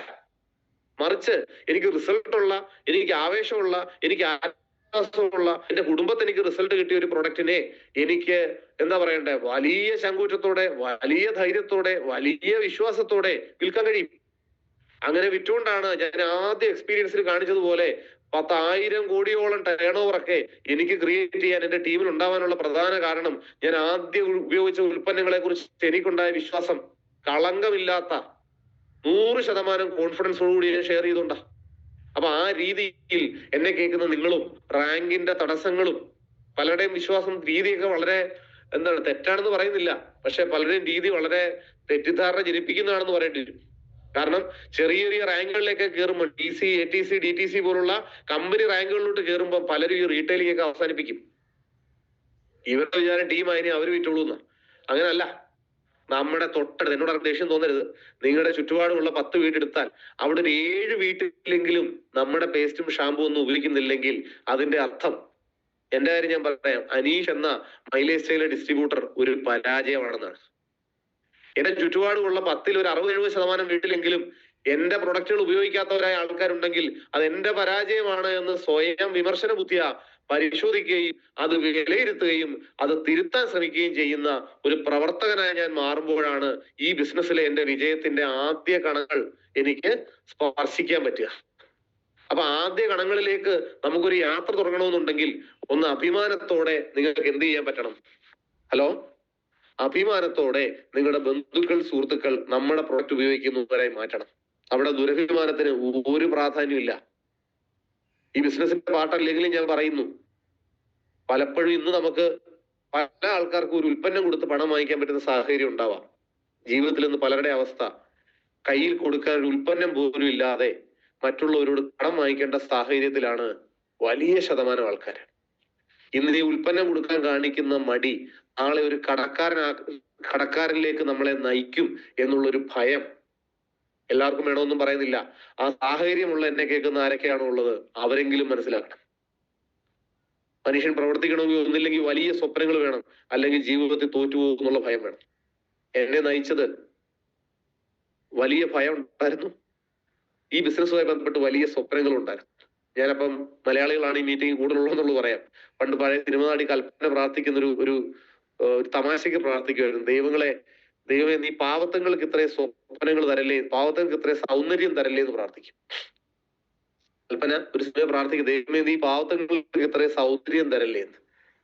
ഞാൻ അതുപോലെ തുടക്കത്തിൽ പ്രാർത്ഥിച്ചു, ദൈവമേ നീ പാവപ്പെട്ടവനായ എനിക്ക് നീ ഇത്രയും വലിയ സ്വപ്നങ്ങൾ തരല്ലേ എന്ന് പ്രാർത്ഥിച്ചു. കാര്യം എന്റെ സ്വപ്നങ്ങൾ എന്റെ കയ്യിലുള്ള പൈസയായിട്ട് ഒരിക്കലും മാച്ച് ആയില്ല. അങ്ങനെ ഇരുന്ന് ഞാൻ ഇങ്ങനെ വലഞ്ഞിരിക്കുമ്പോഴാണ് എന്റെ കയ്യിൽ മൈലേജ് കിട്ടുന്നത്. അപ്പൊ നിങ്ങളുടെ കയ്യിൽ നിങ്ങൾ വലഞ്ഞിരിക്കുകയാണോ അതോ നിറഞ്ഞിരിക്കുകയാണോ എന്ന് എനിക്കറിയില്ല എന്നെ കേൾക്കുന്നവർ. പക്ഷെ നിങ്ങളുടെ കയ്യിൽ കിട്ടിയ ബിസിനസ് വേറെ ലെവലാണ് എന്ന് എന്നെ കേൾക്കുന്ന ആൾക്കാർ മനസ്സിലാക്കണമെന്ന് ഞാൻ അഭ്യർത്ഥിക്കുന്നു, ഓർമ്മിപ്പിക്കുന്നു. അപ്പോ റീറ്റെയിലിംഗ് ആണ് നമ്മുടെ രക്തവും നമ്മുടെ ശ്വാസവും. അത് നടക്കണം. ഡയറക്ട് സെല്ലിംഗ് എവിടെയാ പൂർത്തിയാക്കുന്നത് എന്ന് ചോദിച്ചാൽ ലീഡേഴ്സിനടക്കം അറിയാത്ത അല്ലെ ശ്രദ്ധിക്കാത്ത, ഇത് തെറ്റായി പഠിച്ചു വെച്ചിട്ടുള്ള ഒരു കാര്യം ഇങ്ങനെയാണ്. ഡയറക്ട് സെല്ലിംഗ് നടക്കുന്നത് ഞാൻ ഒരാൾക്ക് 20,000 രൂപയുടെ പ്രൊഡക്റ്റ് വിൽക്കുമ്പോൾ ബില്ലടിച്ച് അയാളുടെ വീട്ടിൽ കൊണ്ടു കൊടുത്താൽ ഡയറക്ട് സെല്ലിംഗ് പൂർത്തിയായിന്ന്. സാർ, ഡയറക്ട് സെല്ലിംഗ് പൂർത്തിയാകുന്ന അപ്പോഴല്ല. ഡയറക്ട് സെല്ലിംഗ് പൂർത്തിയാകുന്നത് അയാളുടെ കയ്യിലിരിക്കുന്ന പ്രോഡക്റ്റുകൾ എൻഡ് കസ്റ്റമറിലേക്ക് എത്തി അവർ യൂസ് ചെയ്ത് തുടങ്ങുമ്പോഴാണ് ഡയറക്ട് സെല്ലിംഗ് പ്രോസസ് കംപ്ലീറ്റ് ആവുന്നത്. ഹലോ, ഞാൻ പറഞ്ഞത് നിങ്ങൾക്ക് മനസ്സിലായോ? ഒരു TV മാനുഫാക്ചറുടെ കയ്യിൽ നിന്ന് 20 ഡിസ്ട്രിബ്യൂട്ടർമാർ കേരളത്തിലുണ്ടെങ്കിൽ ആ 20 ഡിസ്ട്രിബ്യൂട്ടർമാരുടെയും ഗോഡൌണിലേക്ക് ടിവികൾ ചെന്നിരുന്നാൽ സെയിൽസ് പൂർത്തിയാകത്തില്ല. ഫാക്ടറിയിൽ നിന്ന് പുറത്തോട്ട് പ്രൊഡക്റ്റ് പോത്തേ ഉള്ളൂ. പ്രൊഡക്റ്റ് ഇരിക്കുന്ന ഗോഡൌണിലാണ്. ഗോഡൌണിൽ നിന്ന് എന്റെ യൂസറിലേക്ക് പ്രൊഡക്റ്റ് എത്തി അവനത് ഘടിപ്പിച്ച് അവനത് കണ്ടു തുടങ്ങുമ്പോഴാണ് സെയിൽസ് കംപ്ലീറ്റ് ആവുന്നത്. ഡയറക്ട് സെല്ലിംഗ് കംപ്ലീറ്റ് ആവുന്നത് നമ്മുടെ ഡിസ്ട്രിബ്യൂട്ടേഴ്സ് ഉൽപ്പന്നം വാങ്ങി കട്ടിലടി കയറ്റി വെക്കുമ്പോഴല്ല, എന്റെ കസ്റ്റമറുടെ വീട്ടിൽ പേസ്റ്റ് തുറന്ന് ബ്രഷിലേക്ക് അവർ തേക്കുമ്പോഴാണ് ഡയറക്ട് സെല്ലിംഗ് പൂർത്തിയാക്കുന്നത്. അഭിപ്രായ വ്യത്യാസമുള്ളവർ നന്നായി പഠിക്കണം. ഈ ബിസിനസ്സിൽ എന്റെ കസ്റ്റമറിലേക്ക് ഉൽപ്പന്നങ്ങൾ എത്തിക്കാനുള്ള മടിയില്ലായ്മയാണ് ഒരാളുടെ ജീവിതത്തിനുള്ള ഏറ്റവും വലിയ ഫൗണ്ടേഷൻ. അപ്പം റീറ്റെയിലിനെ കുറിച്ച് ഇനി ഞാൻ കഥ പറയുന്നില്ല. ബാക്കി നിങ്ങൾ ഫീൽഡിൽ തന്നെ പോയി ചെയ്യണം. ഫീൽഡിൽ പോയി ചെയ്യുമ്പോൾ ബാക്കി അതിന്റെ ഒരു ഫ്ലോ നമുക്ക് കിട്ടും. ഇനി അടുത്ത സ്ലൈഡ് ഞാനൊന്ന് ഷെയർ ചെയ്യാം. ഇതില് 2 ഇൻകമാണ് പ്രധാനമുള്ളത്. ഒന്ന്, 30% ആവറേജ് നമുക്ക് വില കുറച്ച് കിട്ടുന്ന DP പ്രൈസിന് കിട്ടുന്ന പ്രൊഡക്റ്റുകൾ ഞാൻ ഈ പറഞ്ഞ ഡിസ്ട്രിബ്യൂട്ടേഴ്സ് അയൽക്കാർ, ബന്ധുക്കൾ, സുഹൃത്തുക്കളായിട്ടുള്ളവർക്ക് MRPക്ക് വിൽക്കുക വഴി ഇടയ്ക്ക് കിട്ടുന്ന ഗ്യാപ്പ് ഇൻകമായ റീറ്റെയിൽ പ്രോഫിറ്റ്. അങ്ങനെ നിങ്ങൾ റീറ്റെയിൽ ചെയ്യുമ്പോൾ നിങ്ങളുടെ കയ്യിൽ ഒരു ഡയറിയും പേനയും മസ്റ്റായിട്ട് വേണം. കൊടുക്കുന്ന ഡേറ്റ് 1-ാം തീയതി നിങ്ങൾ 10 പേർക്ക് പ്രൊഡക്റ്റ് കൊടുത്തെങ്കിൽ ഡേറ്റ് 1, 10 പേർക്ക് കൊടുത്ത പ്രൊഡക്റ്റിന്റെ പേര്, കൊടുത്ത ആൾക്കാരുടെ പേര്, ഫോൺ നമ്പർ. 2-ാം തീയതി 3 പേർക്ക് കൊടുത്താൽ കൊടുത്ത ആളുടെ പേര്, ഡേറ്റ്, കൊടുത്ത പ്രൊഡക്റ്റ്. ഇങ്ങനെ 30 മാസം കൊണ്ട് നിങ്ങൾക്ക് 50 കസ്റ്റമർ ഉണ്ടായാൽ നിങ്ങൾ ഓർക്കണം, അടുത്ത മാസം 1-ാം തീയതി ആയപ്പോൾ നിങ്ങൾ ആദ്യം 10 പേർക്ക് കൊടുത്ത പേസ്റ്റ് ഓൾമോസ്റ്റ് തീരാറായിട്ടുണ്ടാവും. നിങ്ങളുടെ മാർക്കറ്റ് വീണ്ടും ഓപ്പൺ ആകുകയാണ് അടുത്ത മാസം. അടുത്ത മാസം 2-ാം തീയതി നിങ്ങൾ കൊടുത്ത ഷാമ്പൂവിന്റെ 5 പേരുടെ മാർക്കറ്റ് ഓപ്പൺ ആകുകയാണ്. മീൻസ് അത് തീരാറായിട്ടുണ്ട്, അവിടെ റിക്വയർമെന്റ് വരുന്നുണ്ട്.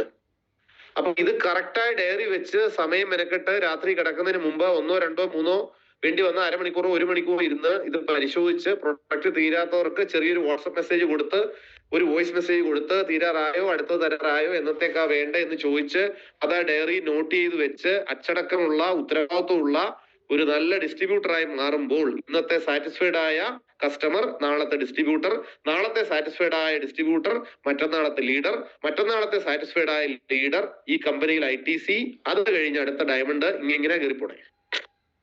അപ്പോൾ ഇന്നത്തെ നിങ്ങളുടെ സാറ്റിസ്ഫൈഡ് ആയ കസ്റ്റമർ നിങ്ങളുടെ ഡയമണ്ട് ആണ് അല്ലെ ITC ആണ് എന്ന് കാണാനുള്ള വിശാല വിദൂര മാനസിക അവസ്ഥയിലേക്ക് എന്നെ കേൾക്കുന്ന എല്ലാ പുതിയ ആൾക്കാരും എത്തണമെന്ന് ഞാൻ അഭ്യർത്ഥിക്കുന്നു. റീറ്റെയിലിംഗ് ഏതാണ്ട് പറഞ്ഞ് നിർത്തി. അപ്പൊ റീറ്റെയിലിംഗിനെ ശ്രദ്ധിക്കുന്ന കാര്യം, 1, സ്റ്റോക്ക് മെയിൻറ്റെയിൻ ചെയ്യണം. 2, നമ്മുടെ കസ്റ്റമേഴ്സിനെ കണ്ടെത്തണം. പരിചയമില്ലാത്തടത്ത് പ്രോഡക്റ്റ് ഓടിക്കൊണ്ടുവന്ന് നിൽക്കേണ്ട ഒരു കാര്യമില്ല. നമ്മളുടെ ചുറ്റുപാടുമുള്ള ഞാൻ ഈ പറഞ്ഞ ആൾക്കാരിലേക്ക് പോയാൽ മതി. 3, അതിലൊരു 70% ആൾക്കാരെങ്കിലും നമ്മുടെ കസ്റ്റമേഴ്സ് ആക്കണം. 4, ഇതിന്റെ രേഖ കൃത്യമായി സൂക്ഷിച്ചു വെക്കണം, ആർക്കൊക്കെ ഏത് ഡേറ്റ് എന്തൊക്കെ കൊടുത്തു എന്നുള്ളത്. 5, ഡെയിലി രാത്രി ഇരുന്ന് പിറ്റേ ആർക്കൊക്കെ കൊടുക്കാൻ പറ്റുമെന്ന് നോക്കണം.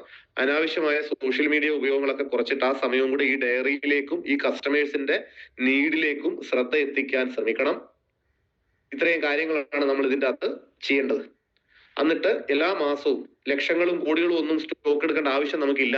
30,000 രൂപയുടെ സ്റ്റോക്കേ നിങ്ങൾക്കുള്ളെങ്കിൽ ആ 30,000 മൂലധനം ഒരിക്കലും വക മാറ്റി ചെലവാക്കാൻ പാടില്ല.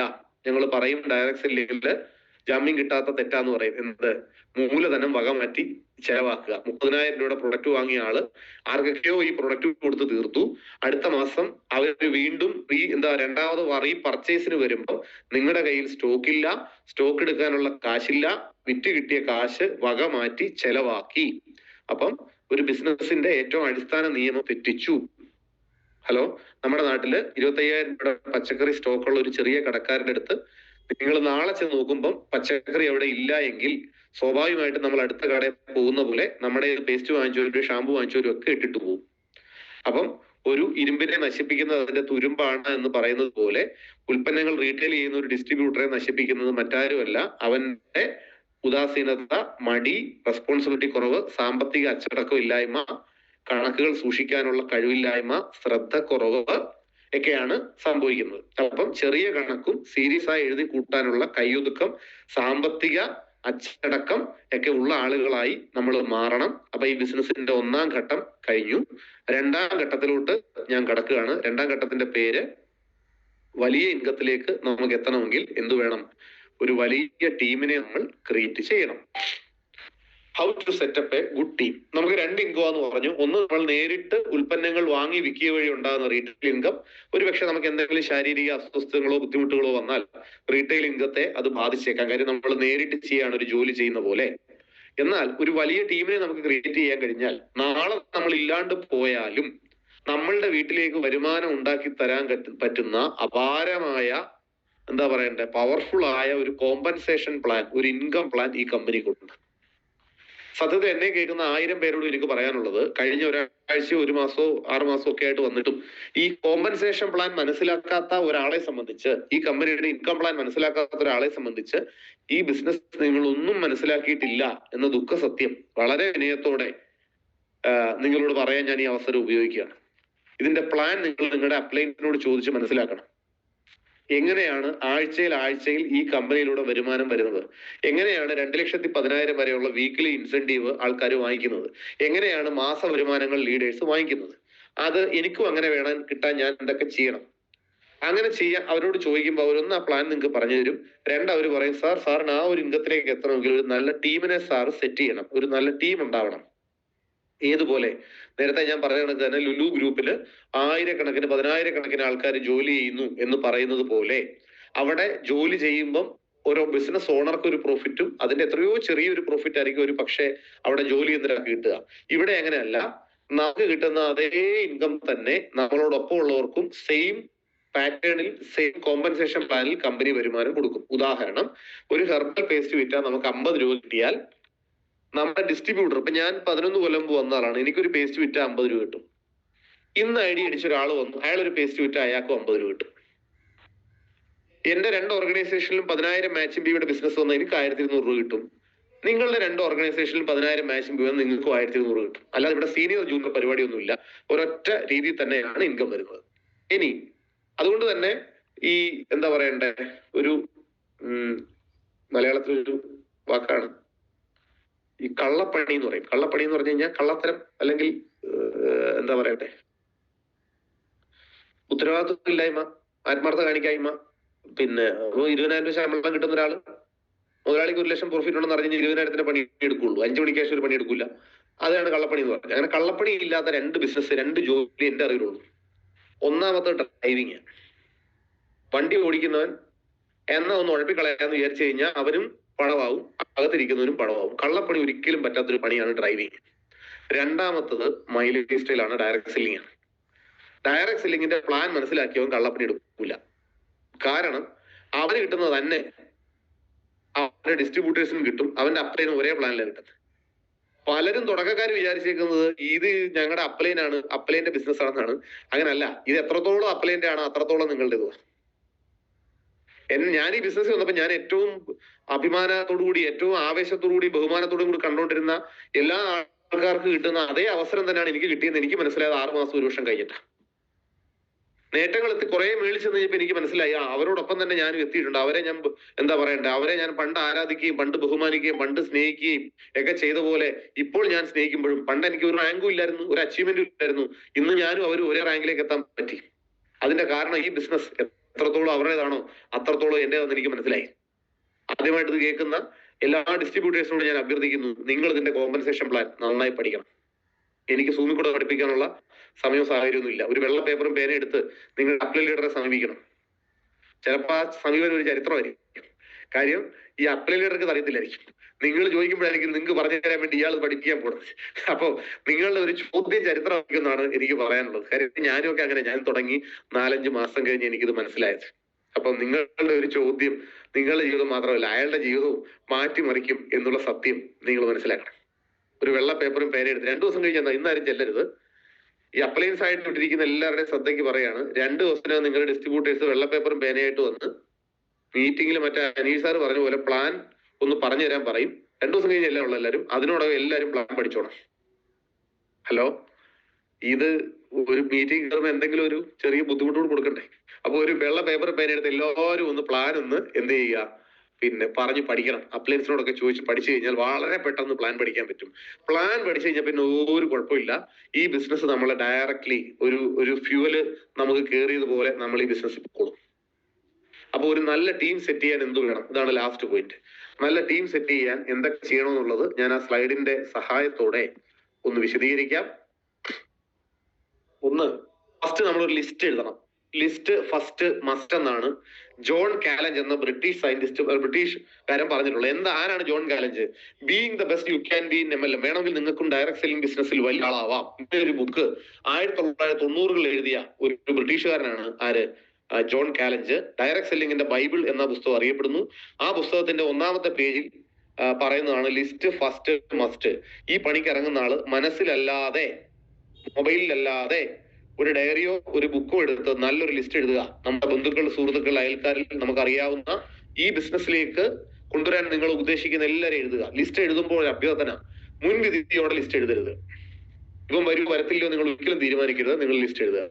2, ആ ലിസ്റ്റിൽ നിന്ന് ഏറ്റവും വേണ്ടപ്പെട്ട ഒരു 20 പേരെ ഷോർട്ട് ലിസ്റ്റ് ചെയ്യുക.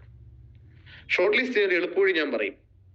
എന്റെ ഒരു വിശ്വാസം അനുസരിച്ചുള്ള എളുപ്പവഴിയാണ്. നിങ്ങൾക്കത് എന്തുവേണം സ്വീകരിക്കാം. അതിങ്ങനെയാണ്, നമ്മുടെ ഷോർട്ട് ലിസ്റ്റിലുള്ള ആളുകൾക്കുള്ള യോഗ്യത, അവർ നമ്മളുടെ ഭവനങ്ങളിൽ, നമ്മുടെ വീടുകളിൽ വരുമ്പോൾ ഒരുപക്ഷെ നമ്മൾ നമ്മുടെ ബെഡ്റൂം വരെ സ്വാതന്ത്ര്യം കൊടുക്കുന്ന ആൾക്കാർ, നമ്മുടെ കിച്ചൺ, അടുക്കള വരെ നമ്മൾ സ്വാതന്ത്ര്യം കൊടുക്കുന്ന ആൾക്കാർ, ഇവരാണ് നമ്മുടെ ഏറ്റവും അടുത്ത സുഹൃത്തുക്കൾ. ഇവർക്കാണ് നമ്മുടെ ഹൃദയത്തിൽ ഏറ്റവും കൂടുതൽ സ്ഥാനം കൊടുക്കുന്നത്. അവരെ വേണം ഈ ഷോർട്ട് ലിസ്റ്റിൽ ഏറ്റവും ആദ്യം എഴുതാൻ. അങ്ങനെ ഒരു 20 പേര് എഴുതുമ്പോൾ ഇങ്ങനെ ആലോചിച്ചാൽ മതി, ഇവരെന്റെ വീട്ടിൽ വന്ന് ഇവരെ എവിടം വരെ സ്വാതന്ത്ര്യം കൊടുക്കും. അങ്ങനെ നോക്കുമ്പോൾ നിങ്ങൾക്ക് ഏതാണ്ട് കറക്റ്റ് ആളെ കിട്ടും. അങ്ങനെ ഒരു ഷോർട്ട് ലിസ്റ്റ് ചെയ്യുക. 3, ആ ആളെ ഈ ബിസിനസ് മനസ്സിലാക്കിക്കുക. ബിസിനസ് മനസ്സിലാക്കാനുള്ള എളുപ്പമാർഗം 1, കേരളത്തിലെ എല്ലാ ജില്ലകളിലും നടക്കുന്ന മീറ്റിംഗ് സെന്ററുകളുണ്ട്. അവിടോട്ട് അവരെ കൊണ്ടുവന്നിരുത്തിയാൽ ഈ ബിസിനസ് കൂടെ വിജയിച്ച ആൾക്കാർ അവരുടെ എക്സ്പീരിയൻസ് അടക്കം അവിടെ ഷെയർ ചെയ്യും. അതുവഴി നിങ്ങൾക്ക് ഈ പ്ലാൻ പ്രസന്റേഷൻ വഴി ബിസിനസ് മനസ്സിലാക്കാം. അവിടെ ബിസിനസ് ഓപ്പർച്യൂണിറ്റി ഉണ്ടാവും. സക്സസ് ആയ ആൾക്കാർ അവരുടെ ഇൻകം പ്രൂഫ് അടക്കം കാണിച്ച് ഒരു എക്സ്പീരിയൻസ് അവർ ഷെയർ ചെയ്യുന്നുണ്ടാവും. ഇതൊക്കെ നിങ്ങളുടെ പുതിയ പ്രോസ്പെക്റ്റിനെ ബിസിനസ് തുടങ്ങാൻ പ്രേരിപ്പിക്കും. അങ്ങനെ ബിസിനസ് കേൾക്കുന്ന ആൾക്ക് നിങ്ങളുടെ ആത്മവിശ്വാസം ഷെയർ ചെയ്തുകൊണ്ട് അയാളെ ശരിക്കും പറഞ്ഞാൽ 24 മണിക്കൂറിനകം ഈ ബിസിനസ്സിലേക്ക് കൊണ്ടുവരണമെന്ന് പറയാം. കാര്യം 24 മണിക്കൂർ കഴിഞ്ഞ് ഈ ബിസിനസ് അവരുടെ തലയിൽ ഇറങ്ങി പോകാൻ സാധ്യതയുണ്ട്. കാര്യം വെറും 1-2 മണിക്കൂർ കേട്ട ബിസിനസിനേക്കാൾ വലിയ ജീവിത പ്രശ്നങ്ങളായി ഉഴറിക്കൊണ്ടിരിക്കുന്ന ഒരാളായിരിക്കാം അയാൾ. അതുകൊണ്ട് തന്നെ നിങ്ങളുടെ ഈ ബിസിനസിന്റെ ഒരു ചെറിയ പ്രസന്റേഷൻ ഒന്നും അയാളുടെ മാനസിക നിലയിൽ 24 മണിക്കൂർ കൂടി തങ്ങി നിൽക്കില്ല. 5. അപ്പൊ അങ്ങനെ 24 മണിക്കൂർ അവരെ കണ്ട് നിങ്ങൾ ആത്മവിശ്വാസം പങ്കിട്ട് അവരെ ബിസിനസ് തുടങ്ങിക്കണം. തുടങ്ങിക്കാൻ വേണ്ടി ലക്ഷങ്ങളും കോടികളുടെ ഒന്നും പ്രൊഡക്റ്റ് വാങ്ങിപ്പിക്കേണ്ട ആവശ്യമില്ല. നമുക്കുള്ള 100-ലേറെ പ്രൊഡക്റ്റിൽ ഒരു 10-15 പ്രൊഡക്റ്റ് ഒരു 5-10 പീസ് വെച്ച് വാങ്ങിക്കുക. ചിലപ്പോൾ ഒരു 22,500 ആവും, ചിലപ്പോൾ ഒരു 18,000 ആവും, ചിലപ്പോൾ ഒരു 28,000 ആവും. എത്രയാണോ അത്രയും ആ പ്രൊഡക്റ്റുകളൊക്കെ ഒരു താൽക്കാലികമായ അറേഞ്ച്മെന്റ് മാത്രമാണ് എന്ന വിശ്വാസം അവർക്ക് കൊടുക്കുക. അല്ലാതെ ഈ പ്രൊഡക്റ്റുകൾ ഒരു ഇൻവെസ്റ്റ്മെന്റ് അല്ല. പകരം ഇത് വാങ്ങി 2-3 ആഴ്ച കൊണ്ട് ഈ ഉൽപ്പന്നം വിറ്റ് തീർത്താൽ 25,000 രൂപയുടെ പ്രൊഡക്റ്റ് വാങ്ങി വിറ്റാൽ ഏതാണ്ട് 30,000 രൂപയ്ക്ക് മേളിൽ 32,000-33,000 രൂപ അടുത്ത് നമുക്ക് കിട്ടും. അതുകൊണ്ട് ഇത് നിനക്ക് ഒരു ബാധ്യതയാവില്ല എന്ന സത്യം നിങ്ങളാകുന്ന അയാളെ ഈ പ്ലാൻ പറയുന്ന അയാളുടെ ഏറ്റവും അടുത്ത ബന്ധുവോ സുഹൃത്തോ ഈ സത്യം പറയണം. അതല്ലാണ്ട് നമ്മുടെ കൂട്ടത്തിൽ ഒരു അപ്ലൈ ലീഡർ വരും. ആ അപ്ലൈ ലീഡർ ചെന്ന് എത്ര ആത്മവിശ്വാസത്തോടെ നിങ്ങളുടെ സുഹൃത്തിനോട് പറഞ്ഞാലും അത് അവിടെ എഫക്റ്റ് ആവത്തില്ല. അതിനെയാണ് follow up and sales closing എന്ന് പറയുന്നത്. അടുത്തത് NDOP അല്ലെ ന്യൂ ഡിസ്ട്രിബ്യൂട്ടേഴ്സ് ഓറിയന്റേഷൻ പ്രോഗ്രാം. ഇപ്പം നിങ്ങൾ കേൾക്കുന്നത് പോലെയുള്ള FSS അല്ലെങ്കിൽ NDOP അല്ലെങ്കിൽ DTP ഡിസ്ട്രിബ്യൂട്ടേഴ്സ് ട്രെയിനിങ് പ്രോഗ്രാം, ഇതെല്ലാം പേരുകൾ പലതാണെങ്കിലും സ്വഭാവം ഒന്ന് തന്നെയാണ്, ഉദ്ദേശിക്കുന്നത് ഒന്ന് തന്നെയാണ്. NDOP എന്ന് പറഞ്ഞാൽ പുതിയ ഡിസ്ട്രിബ്യൂട്ടേഴ്സിനെ മനസ്സിലാക്കിക്കാൻ വേണ്ടിയുള്ള പ്രോഗ്രാം. FSS എന്ന് പറഞ്ഞാൽ വിജയത്തിലേക്കുള്ള ആദ്യത്തെ ചുവട്. DTP എന്ന് പറഞ്ഞാൽ ഡിസ്ട്രിബ്യൂട്ടേഴ്സിനുള്ള ട്രെയിനിങ് പ്രോഗ്രാം. എല്ലാം പേര് പലതാണെങ്കിലും പർപ്പസ് ഒന്ന് തന്നെയാണ്. അപ്പൊ അങ്ങനെ ഒരു ട്രെയിനിങ് പ്രോഗ്രാമിൽ നിർബന്ധമായും പങ്കെടുപ്പിക്കുക. കാര്യം പലരും ഈ ട്രെയിനിങ്ങിലേക്ക് വരാൻ മടിക്കും. കാരണം 2 കാരണമാണ്. ഒന്ന്, ഈ ബിസിനസ് തുടങ്ങാൻ എടുത്തേക്കുന്ന തുക വളരെ ചെറുതാണ്. അതുകൊണ്ട് തന്നെ എല്ലാ പണിയും കഴിഞ്ഞ് ഇത് ചെയ്യാൻ തോന്നുള്ളൂ. 2, ഈ ബിസിനസ് അവരവരെ കൊണ്ട് പറയാവുന്നതാണെന്ന് പലർക്കും കേൾക്കുമ്പോൾ തോന്നും. ഈ കാറിലൊക്കെ യാത്ര ചെയ്യുമ്പോൾ ഇപ്പുറത്തിരിക്കുമ്പോൾ തോന്നും നമുക്ക് ഇത് ഓടിക്കാൻ പറ്റുമെന്ന്. ആ ഡ്രൈവിംഗ് സീറ്റോട് കയറിയിരിക്കുമ്പോഴാണ് ഇതിന്റെ ക്ലച്ച് എവിടാ ഗിയർ എവിടെന്നൊക്കെ നമ്മൾ നോക്കുക. എന്ന് പറഞ്ഞ പോലെ ഈ ബിസിനസ് കേൾക്കുമ്പോൾ തന്നെ ആദ്യം തന്നെ നിങ്ങൾ ചെയ്യാൻ പറ്റുമെന്ന് തോന്നും. പക്ഷെ ഇത് പ്രോപ്പർ ആയിട്ട് അവർക്ക് പരിശീലനം കൊടുക്കണം. പിന്നെ ഒരു വലിയ വിഭാഗം ആൾക്കാർ ഇത് തുടങ്ങി കഴിഞ്ഞാൽ ഇതിന്റെ അങ്ങേയറ്റം വരെ ആദ്യമേ ചിന്തിക്കും. നമ്മളിപ്പം കൊച്ചിയിൽ നിന്ന് തിരുവനന്തപുരം തമ്പാനൂർ റെയിൽവേ സ്റ്റേഷനിലോട്ട് പോകുന്ന ഒരാളെ സംബന്ധിച്ച് കൊച്ചിയിൽ നിന്ന് ഒരു ബസ്സിലോ കാറിലോ കയറി രാത്രിയിൽ ലൈറ്റ് ഇട്ട ഉടനെ തമ്പാനൂർ റെയിൽവേ സ്റ്റേഷൻ ഒന്നും കാണത്തില്ല. ഒരു 100 മീറ്റർ ദൂരം കിട്ടും. ആ 100 മീറ്റർ ഓടിക്കുമ്പോൾ അടുത്ത 100 മീറ്റർ കിട്ടും, അടുത്ത 100 മീറ്റർ കിട്ടും. ഇങ്ങനെ കുറെ ഓടിക്കഴിയുമ്പം അവസാനം ഇവരെവിടെ എത്തും? തിരുവനന്തപുരം എത്തും. സെയിം തന്നെയാണ് ഈ ബിസിനസ്സിലും. ആദ്യം ഒരു ഡിസ്ട്രിബ്യൂട്ടറായിട്ട് വന്നു, 1-2-3 മാസം നന്നായി പ്രവർത്തിച്ച് ഒരു ടീം കോർഡിനേറ്ററായി, വീണ്ടും ഏരിയ ടീം കോർഡിനേറ്റർ, ഇങ്ങനെ കയറി പോകും. ഓരോ റാങ്കിലേക്ക് പോകുമ്പോഴും നിങ്ങളെപ്പോലെ ആവണമെന്ന് വിചാരിക്കുന്നതും നിങ്ങളെക്കാൾ ആവേശമുള്ളവരുമായ ആൾക്കാർ നിങ്ങളോടൊപ്പം അസോസിയേറ്റ് ചെയ്തുകൊണ്ടേയിരിക്കും. അവരോടൊപ്പം അവരെ നയിച്ച് അവരുമായി നല്ല ബന്ധത്തിലായി അവരെ വിജയിപ്പിക്കാൻ ഇറങ്ങി നിൽക്കുമ്പോൾ ഓട്ടോമാറ്റിക്കലി നമ്മുടെ റാങ്കുകളും കൂടും. ഇനി NDOP കഴിഞ്ഞ് പിന്നെ പ്രധാനപ്പെട്ട ഒരു കാര്യം എന്താണ്? എല്ലാവരും മീറ്റിംഗ് സെന്റർ കൂടാതെ അവരവരുടെ വീടുകളിൽ ഹോം മീറ്റിംഗ്, നമ്മുടെ വീട്ടിലോട്ട് നമ്മുടെ ഏറ്റവും അടുത്ത ഒരു 10-12 ബന്ധുക്കളെ സുഹൃത്തുക്കളെയൊക്കെ ആയിട്ട് വിളിക്കുക. നമ്മൾ ഞായറാഴ്ച 2 മണിക്ക് വിളിക്കുന്നു, അല്ല തിങ്കളാഴ്ച വൈകുന്നേരം 3 മണിക്ക് വിളിക്കുന്നു. ആ വിളിക്കുന്ന സമയം നിങ്ങൾ അപ്ലൈനുമായിട്ട് ഡിസ്കസ് ചെയ്തൊരു സമയം എടുത്തിട്ട് വേണം വിളിക്കാൻ. 1 മണിക്കൂർ കൊണ്ട് തന്നെ ഈ ആൾക്കാർ 12 പേരെ വിളിച്ചാൽ മിക്കവാറും ഒരു 6-7 പേരൊക്കെ വരുള്ളൂ. പലർക്കും പല അസൗകര്യം ഉണ്ടാവും, പല മുൻവിധികൾ ഉണ്ടാവും. എല്ലാം കഴിഞ്ഞ് ഒരു 5-6 പേര് അല്ലെ 8-10 പേരൊക്കെ വരുള്ളൂ. ആ വരുന്നവരോട് ഈ ബിസിനസ് പറയുകയും അവരുടെ സംശയങ്ങൾ അപ്ലൈന്റെ സഹായത്തോടെ ദൂരീകരിക്കുകയും നിങ്ങളുടെ ആത്മവിശ്വാസം അവരോട് ഷെയർ ചെയ്യുകയും ചെയ്യുമ്പോൾ ഓട്ടോമാറ്റിക്കലി ആ ആളുകൾ ബിസിനസ്സിലേക്ക് വരും. ലാസ്റ്റ് പോയിന്റ് ആണ് ഡ്യൂപ്ലിക്കേഷൻ അല്ലെങ്കിൽ അനുകരണം. അനുകരണം എന്ന് പറഞ്ഞാൽ നമ്മൾ ചെയ്യുന്ന പോലെ ചെയ്യുന്ന ഒരു തലമുറ നമുക്കുണ്ടാവണം. അങ്ങനെ ഉണ്ടാവണമെന്നുണ്ടെങ്കിൽ അവരെയും ഞാൻ ഈ പറഞ്ഞ രീതിയിൽ ട്രെയിനിങ് പ്രോഗ്രാമുകൾ പങ്കെടുപ്പിച്ച് അവരുടെ ലിസ്റ്റ് പരിശോധിച്ച് അതിനെ ഷോർട്ട് ലിസ്റ്റ് ചെയ്ത് അവരുമായി ബന്ധപ്പെട്ട് നിങ്ങൾ കടന്നുപോയി വഴികളിലൂടെയൊക്കെ നിർബന്ധ ബുദ്ധിയ അവരെയും കൂടെ കൊണ്ടുപോയാൽ ഓട്ടോമാറ്റിക്കലി നമ്മളെക്കാൾ കഴിവുള്ള ഒരു തലമുറ നമുക്ക് ശേഷം വരും എന്ന് ഓർക്കുക. ഇത്രയും പോയിന്റുകളാണ് ഇവിടുത്തെ പ്രധാനപ്പെട്ട പോയിന്റ്. ഇതൊക്കെ ഞാൻ നിങ്ങളോട് പറഞ്ഞ എന്താ പറയണ്ട സ്റ്റെപ്പുകൾ തന്നെയാണ്. അതിൽ ലിസ്റ്റ് മേക്കിങ്ങിന്റെ പോയിന്റ് ആണ്. ഒന്ന് close relative, close friends, distant relative, school mate, college mate, ആരെയൊക്കെയാണ് കൊണ്ടുവരേണ്ടതെന്നുള്ളത്. അതിൽ നിന്ന് തന്നെ ഞാൻ നേരത്തെ പറഞ്ഞ രീതി ഹോട്ട് കോൺടാക്ട് സെലക്ട് ചെയ്യണം. പിന്നെ ചെയ്യേണ്ട ഒരു കാര്യം എന്താണ്?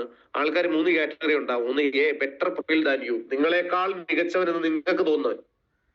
അത് വിദ്യാഭ്യാസത്തിലല്ല, ഡ്രസ് കോഡിലല്ല, ജാതിയിലോ മതത്തിലോ അല്ല, കുടുംബ മഹാത്മ്യത്തിലല്ല, നിങ്ങളെക്കാൾ കഴിവുണ്ട് എന്ന് മൊത്തത്തിൽ ആനച്ചന്തം പോലെ നിങ്ങൾക്ക് തോന്നുന്ന ആളുകൾ വേണം A കാറ്റഗറി. നിങ്ങൾക്ക് തുല്യമാണ് അവനെന്ന് തോന്നുന്നവൻ B കാറ്റഗറി. ഒരുപക്ഷെ നിങ്ങളെക്കാൾ സാധാരണക്കാരൻ എന്ന് പറഞ്ഞാൽ അതും സാമ്പത്തികമായി ബന്ധപ്പെട്ടല്ല, അല്ലാതെ പല രീതിയിലും നിങ്ങളെക്കാൾ കഴിവ് കുറഞ്ഞ ഒരാളാണ് എന്ന് നിങ്ങൾക്ക് തോന്നിയാൽ അയാൾ C കാറ്റഗറി. നമ്മൾ എപ്പോഴും ഈ ബിസിനസ്സിലേക്ക് കൊണ്ടുവരേണ്ടത് നമ്മളെക്കാൾ മികച്ച ആൾക്കാരെ ആവണം. കാരണം നമ്മുടെ ബിസിനസ് കൊണ്ടു നടക്കാൻ നമ്മളെക്കാൾ മികച്ച ആൾക്കാർ വന്നാലാണ് നമ്മുടെ ബിസിനസ് ഓടുള്ളൂ. ഞാൻ നേരത്തെ പറഞ്ഞ പല വ്യവസായികളെ എടുത്തു വെച്ച് നോക്കി അറിയാലോ, ഇവരുടെ സ്ഥാപനങ്ങളിൽ ഡിഗ്രി പോലും പാസ്സാവാത്ത എത്രയോ വ്യവസായികൾ നടത്തുന്ന സ്ഥാപനങ്ങൾ മുഴുവൻ കൊണ്ടു നടക്കുന്ന MBA-കാരായിരിക്കും, അല്ലെങ്കിൽ വലിയ ഡിഗ്രി കഴിഞ്ഞവരായിരിക്കും. ചാർട്ടേഡ് അക്കൗണ്ടന്റുമാർ നിരവധി അവിടെ ഉണ്ടാവും, വക്കീൽമാരുണ്ടാവും. തങ്ങളെക്കാൾ കഴിവുള്ള ആൾക്കാരുടെ കഴിവ് ഉപയോഗിക്കുക എന്നുള്ളതായിരുന്നു വ്യവസായ വിജയ രഹസ്യമെങ്കിൽ ഒരു ഡയറക്ട് സെല്ലറുടെ വിജയ രഹസ്യം തങ്ങളെക്കാൾ കഴിവുള്ളവരെയും മെച്ചപ്പെട്ട ആൾക്കാരെയും കൊണ്ടുവരാൻ ശ്രമിക്കുക എന്നുള്ളതാണ്. ആ രീതിയിൽ കുറച്ച് ആൾക്കാരെ നിങ്ങൾക്ക് എത്തിക്കാൻ പറ്റുക എന്നുള്ളതാണ് ഏറ്റവും പ്രധാനം. അപ്പം സെലക്ഷൻ ഞാൻ പറഞ്ഞു കഴിഞ്ഞു. പിന്നെ പ്രോസ്പെക്ട് ഷോ ദ പ്ലാൻ പറഞ്ഞു. പ്ലാൻ പ്രസന്റ് ചെയ്യാൻ ഏറ്റവും എളുപ്പമാർഗം, ഏറ്റവും എഫക്റ്റീവ് മാർഗം GTA സെന്റർ ആണ്. അത് കഴിഞ്ഞാൽ ഹോം മീറ്റിംഗ് ആണ്. അതായത് മീറ്റിംഗ് സെന്റർ ആണ് ഏറ്റവും എഫക്റ്റീവ്. കാര്യം അവരുടെ സ്വപ്നങ്ങളിൽ അവർക്ക് അവരെ കൊണ്ട് കഴിയില്ല എന്ന് വിചാരിക്കുന്ന പല പണികളും ഉണ്ടാവും. അപ്പൊ ഞാൻ ഉദാഹരണം ഒരു ഇലക്ട്രീഷ്യൻ ആണെങ്കിൽ എന്റെ ധാരണ എനിക്ക് ഇലക്ട്രിക്കൽ പണി മാത്രമേ പറ്റുള്ളൂ എന്ന്. അങ്ങനെ മീറ്റിംഗ് സെന്ററിൽ ചെല്ലുമ്പോഴാണ് ഒരു ഇലക്ട്രീഷ്യൻ ഈ ബിസിനസ് കൂടെ വലിയ വരുമാനം ഉണ്ടാക്കുന്നത് കാണുന്നത്. ഇയാൾക്ക് ആവേശമായി, ഇയാൾക്ക് തീരുമാനം എടുക്കാൻ സഹായമായി. ഇനി ഞാനൊരു വീട്ടമ്മയാണ്, എനിക്കൊരു വീട്ടമ്മയായിരിക്കാനേ കഴിയുള്ളൂ എന്ന് വിചാരിക്കുമ്പോഴാണ് ഒരു വീട്ടമ്മ നേട്ടം ഉണ്ടാക്കുന്നത് കാണുന്നു. അങ്ങനെ എന്റെ ഈ ബിസിനസിനെ സംബന്ധിച്ച് ഒരു പാരഡൈം ഷിഫ്റ്റ് ആവാൻ, അല്ലെങ്കിൽ എന്റെ ഈ ബിസിനസിനെ സംബന്ധിച്ച് ഒരു വിലയിരുത്തൽ മാറ്റപ്പെടാൻ ആ മീറ്റിംഗ് സെന്റർ നമ്മളെ സഹായിക്കും. രണ്ടാമത്തെ മാർഗമാണ് home meeting. 3 online മീറ്റിങ്ങുകൾ. 4 1-to-1. 1-to-1 എന്ന് പറഞ്ഞാൽ മീറ്റിംഗ് സെന്ററിലും കൊണ്ടുവരാൻ പറ്റാത്ത, ഹോം മീറ്റിങ്ങിനും കിട്ടാത്ത നല്ല തിരക്കുള്ള ആൾക്കാരെ അവരുടെ സമയം ചോദിച്ച് അവിടെ പോയി കാണുന്നതാണ് 1-to-1. ഇത് ഏറ്റവും അവസാനത്തെ മാർഗമായിട്ടാണ് നമ്മൾ വെച്ചിട്ടുള്ളത്. വേറൊന്നുമല്ല, പലപ്പോഴും നമ്മൾ അവരെ നേരിട്ട് കാണാൻ പോകുമ്പോൾ അതൊരു നമ്മുടെ ആവശ്യം മാത്രമായി ചിന്തിക്കപ്പെടും എന്നുള്ളതുകൊണ്ട് റിസൾട്ട് വരുന്നതിന്റെ അടിസ്ഥാനത്തിൽ നമ്മൾ നോക്കിയാൽ ഒന്നാമത്തത് GTA സെന്റർ തന്നെയാണ്, രണ്ടാമത്തത് ഹോം മീറ്റിംഗ് ആണ്. ഇത് രണ്ടിടത്തും കിട്ടാത്തവരെ നമ്മൾ 1-to-1 വേണ്ടി സമീപിക്കേണ്ടതുള്ളൂ. അപ്പൊ ഇതാണ് ഇതിന്റെ ബേസിക് ആയിട്ടുള്ള കാര്യങ്ങൾ. മീറ്റിംഗ് സെന്ററിൽ ശ്രദ്ധിക്കേണ്ട കാര്യങ്ങൾ എപ്പോഴും കമ്പനി മീറ്റിംഗ് അടക്കം ശ്രദ്ധിക്കേണ്ടത്, മീറ്റിംഗ്സ് മേക്സ് മണി എന്ന് പറയാം. എല്ലാ മീറ്റിംഗ് സെന്ററിലും നിങ്ങൾ പങ്കെടുപ്പിക്കുന്ന ഗസ്റ്റുകളുടെ എണ്ണം അനുസരിച്ചാണ് അടുത്ത ആഴ്ച റിസൾട്ട് വരുന്നതെന്ന് ഓർക്കുക. നിങ്ങൾ കൂടുതൽ ആൾക്കാരെ ബിസിനസ് കേൾപ്പിച്ചാൽ കൂടുതൽ തീരുമാനമെടുത്ത ആൾക്കാർ നിങ്ങളുടെ ടീമിൽ ഉണ്ടാവുകയും നാളെ അവർ വലിയ ലീഡേഴ്സ് ആയിട്ട് മാറുകയും ചെയ്യും. മീറ്റിംഗ് സെന്ററിൽ എത്തുമ്പോൾ ശ്രദ്ധിക്കേണ്ട കാര്യങ്ങൾ: ഒന്ന്, ഫ്രണ്ട് റോയിൽ ഇരിക്കാൻ ശ്രദ്ധിക്കണം. നിങ്ങളുടെ പ്രോസ്പെക്ടിനെ മൊബൈൽ ഫോൺ സ്വിച്ച് ഓഫ് ചെയ്ത് സഹകരിക്കാൻ പ്രത്യേകം ശ്രദ്ധിക്കുക. വളരെ ശ്രദ്ധയോടെ മീറ്റിംഗ് കാണുക. ഇനി നല്ല അനുഭവങ്ങളൊക്കെ പറയുന്ന സമയത്ത് ആവേശത്തോടെ കൈയടിക്കുകയും പ്രോത്സാഹനം കൊടുക്കുകയും ചെയ്യുക. മീറ്റിംഗിന് ശേഷം നിങ്ങളുടെ ലീഡറെ, നിങ്ങൾ കൊണ്ടുവന്ന അതിഥിയെ അല്ലെ പ്രോസ്പെക്ടിനെ പരിചയപ്പെടുത്തുക. ഇനി അവരുടെ എല്ലാ സംശയങ്ങളും ആ മീറ്റിംഗ് ഹാളിൽ തന്നെ ദൂരീകരിച്ചു കൊണ്ടുപോവുക. പലരും മീറ്റിംഗ് സെന്ററിലോട്ട് പ്രോസ്പെക്ടിനെ കൊണ്ടുവന്നിട്ട് ആരും കാണാതെ അവരെ പറഞ്ഞു വിടുന്നത് ശ്രദ്ധപ്പെടാറുണ്ട്. അങ്ങനെ ചെയ്യരുത്.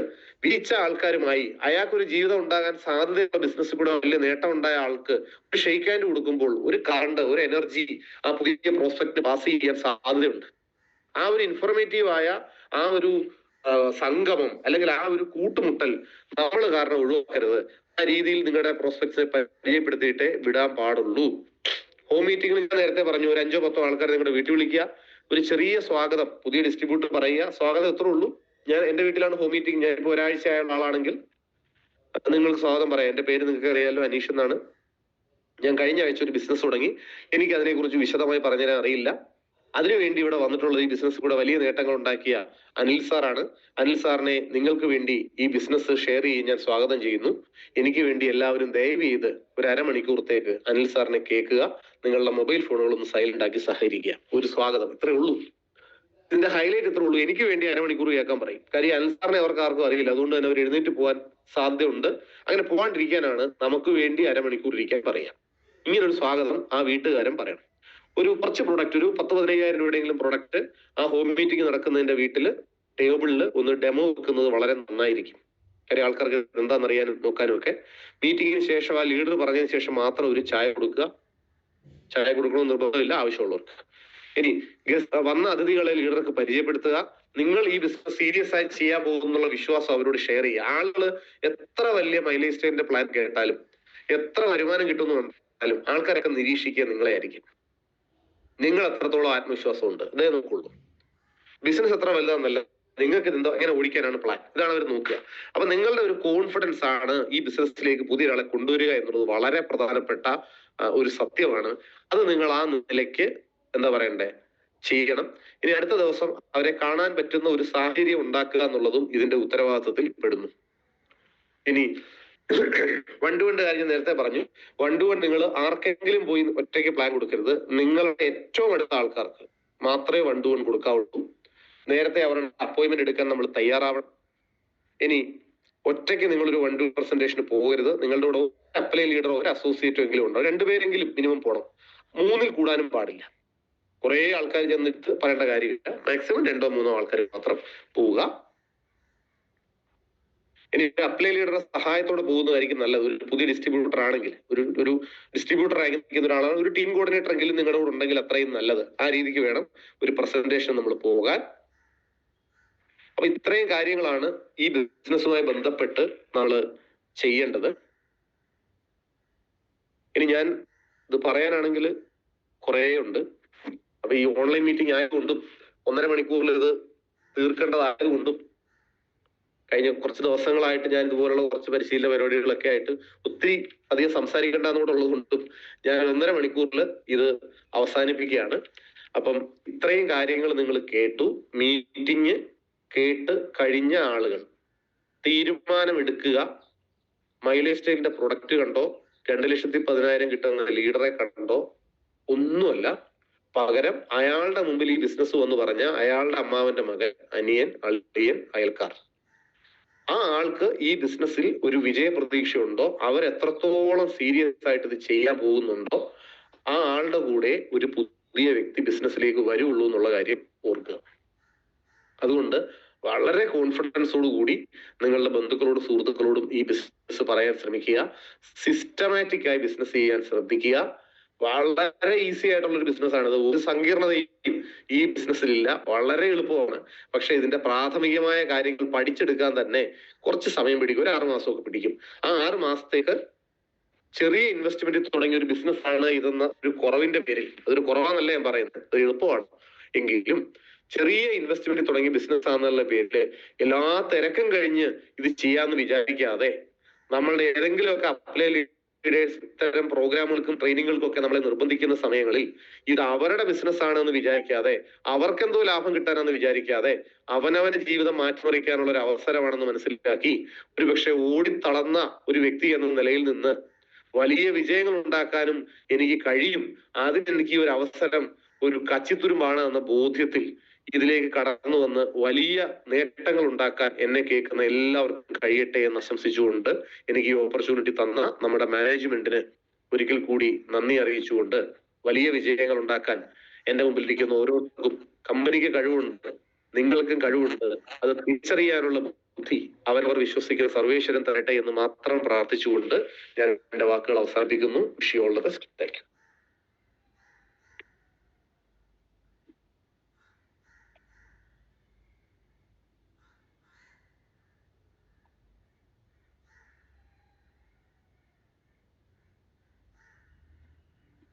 Thank you Anees sir. ഒരു വണ്ടർഫുൾ എക്സ്പീരിയൻസ് ആയിരുന്നു. ഇനി 100% ഉറപ്പാണ് എന്താ ഇത് കേട്ട് അതേമാതിരി പ്രവർത്തിച്ചവർക്ക് എന്തായാലും ഒരു നല്ലൊരു സക്സസ്ഫുൾ ഉണ്ടാവും, നല്ലൊരു അച്ചീവ്മെന്റ് ഉണ്ടാവും. ഇനി എല്ലാവർക്കും all the best. Thank you.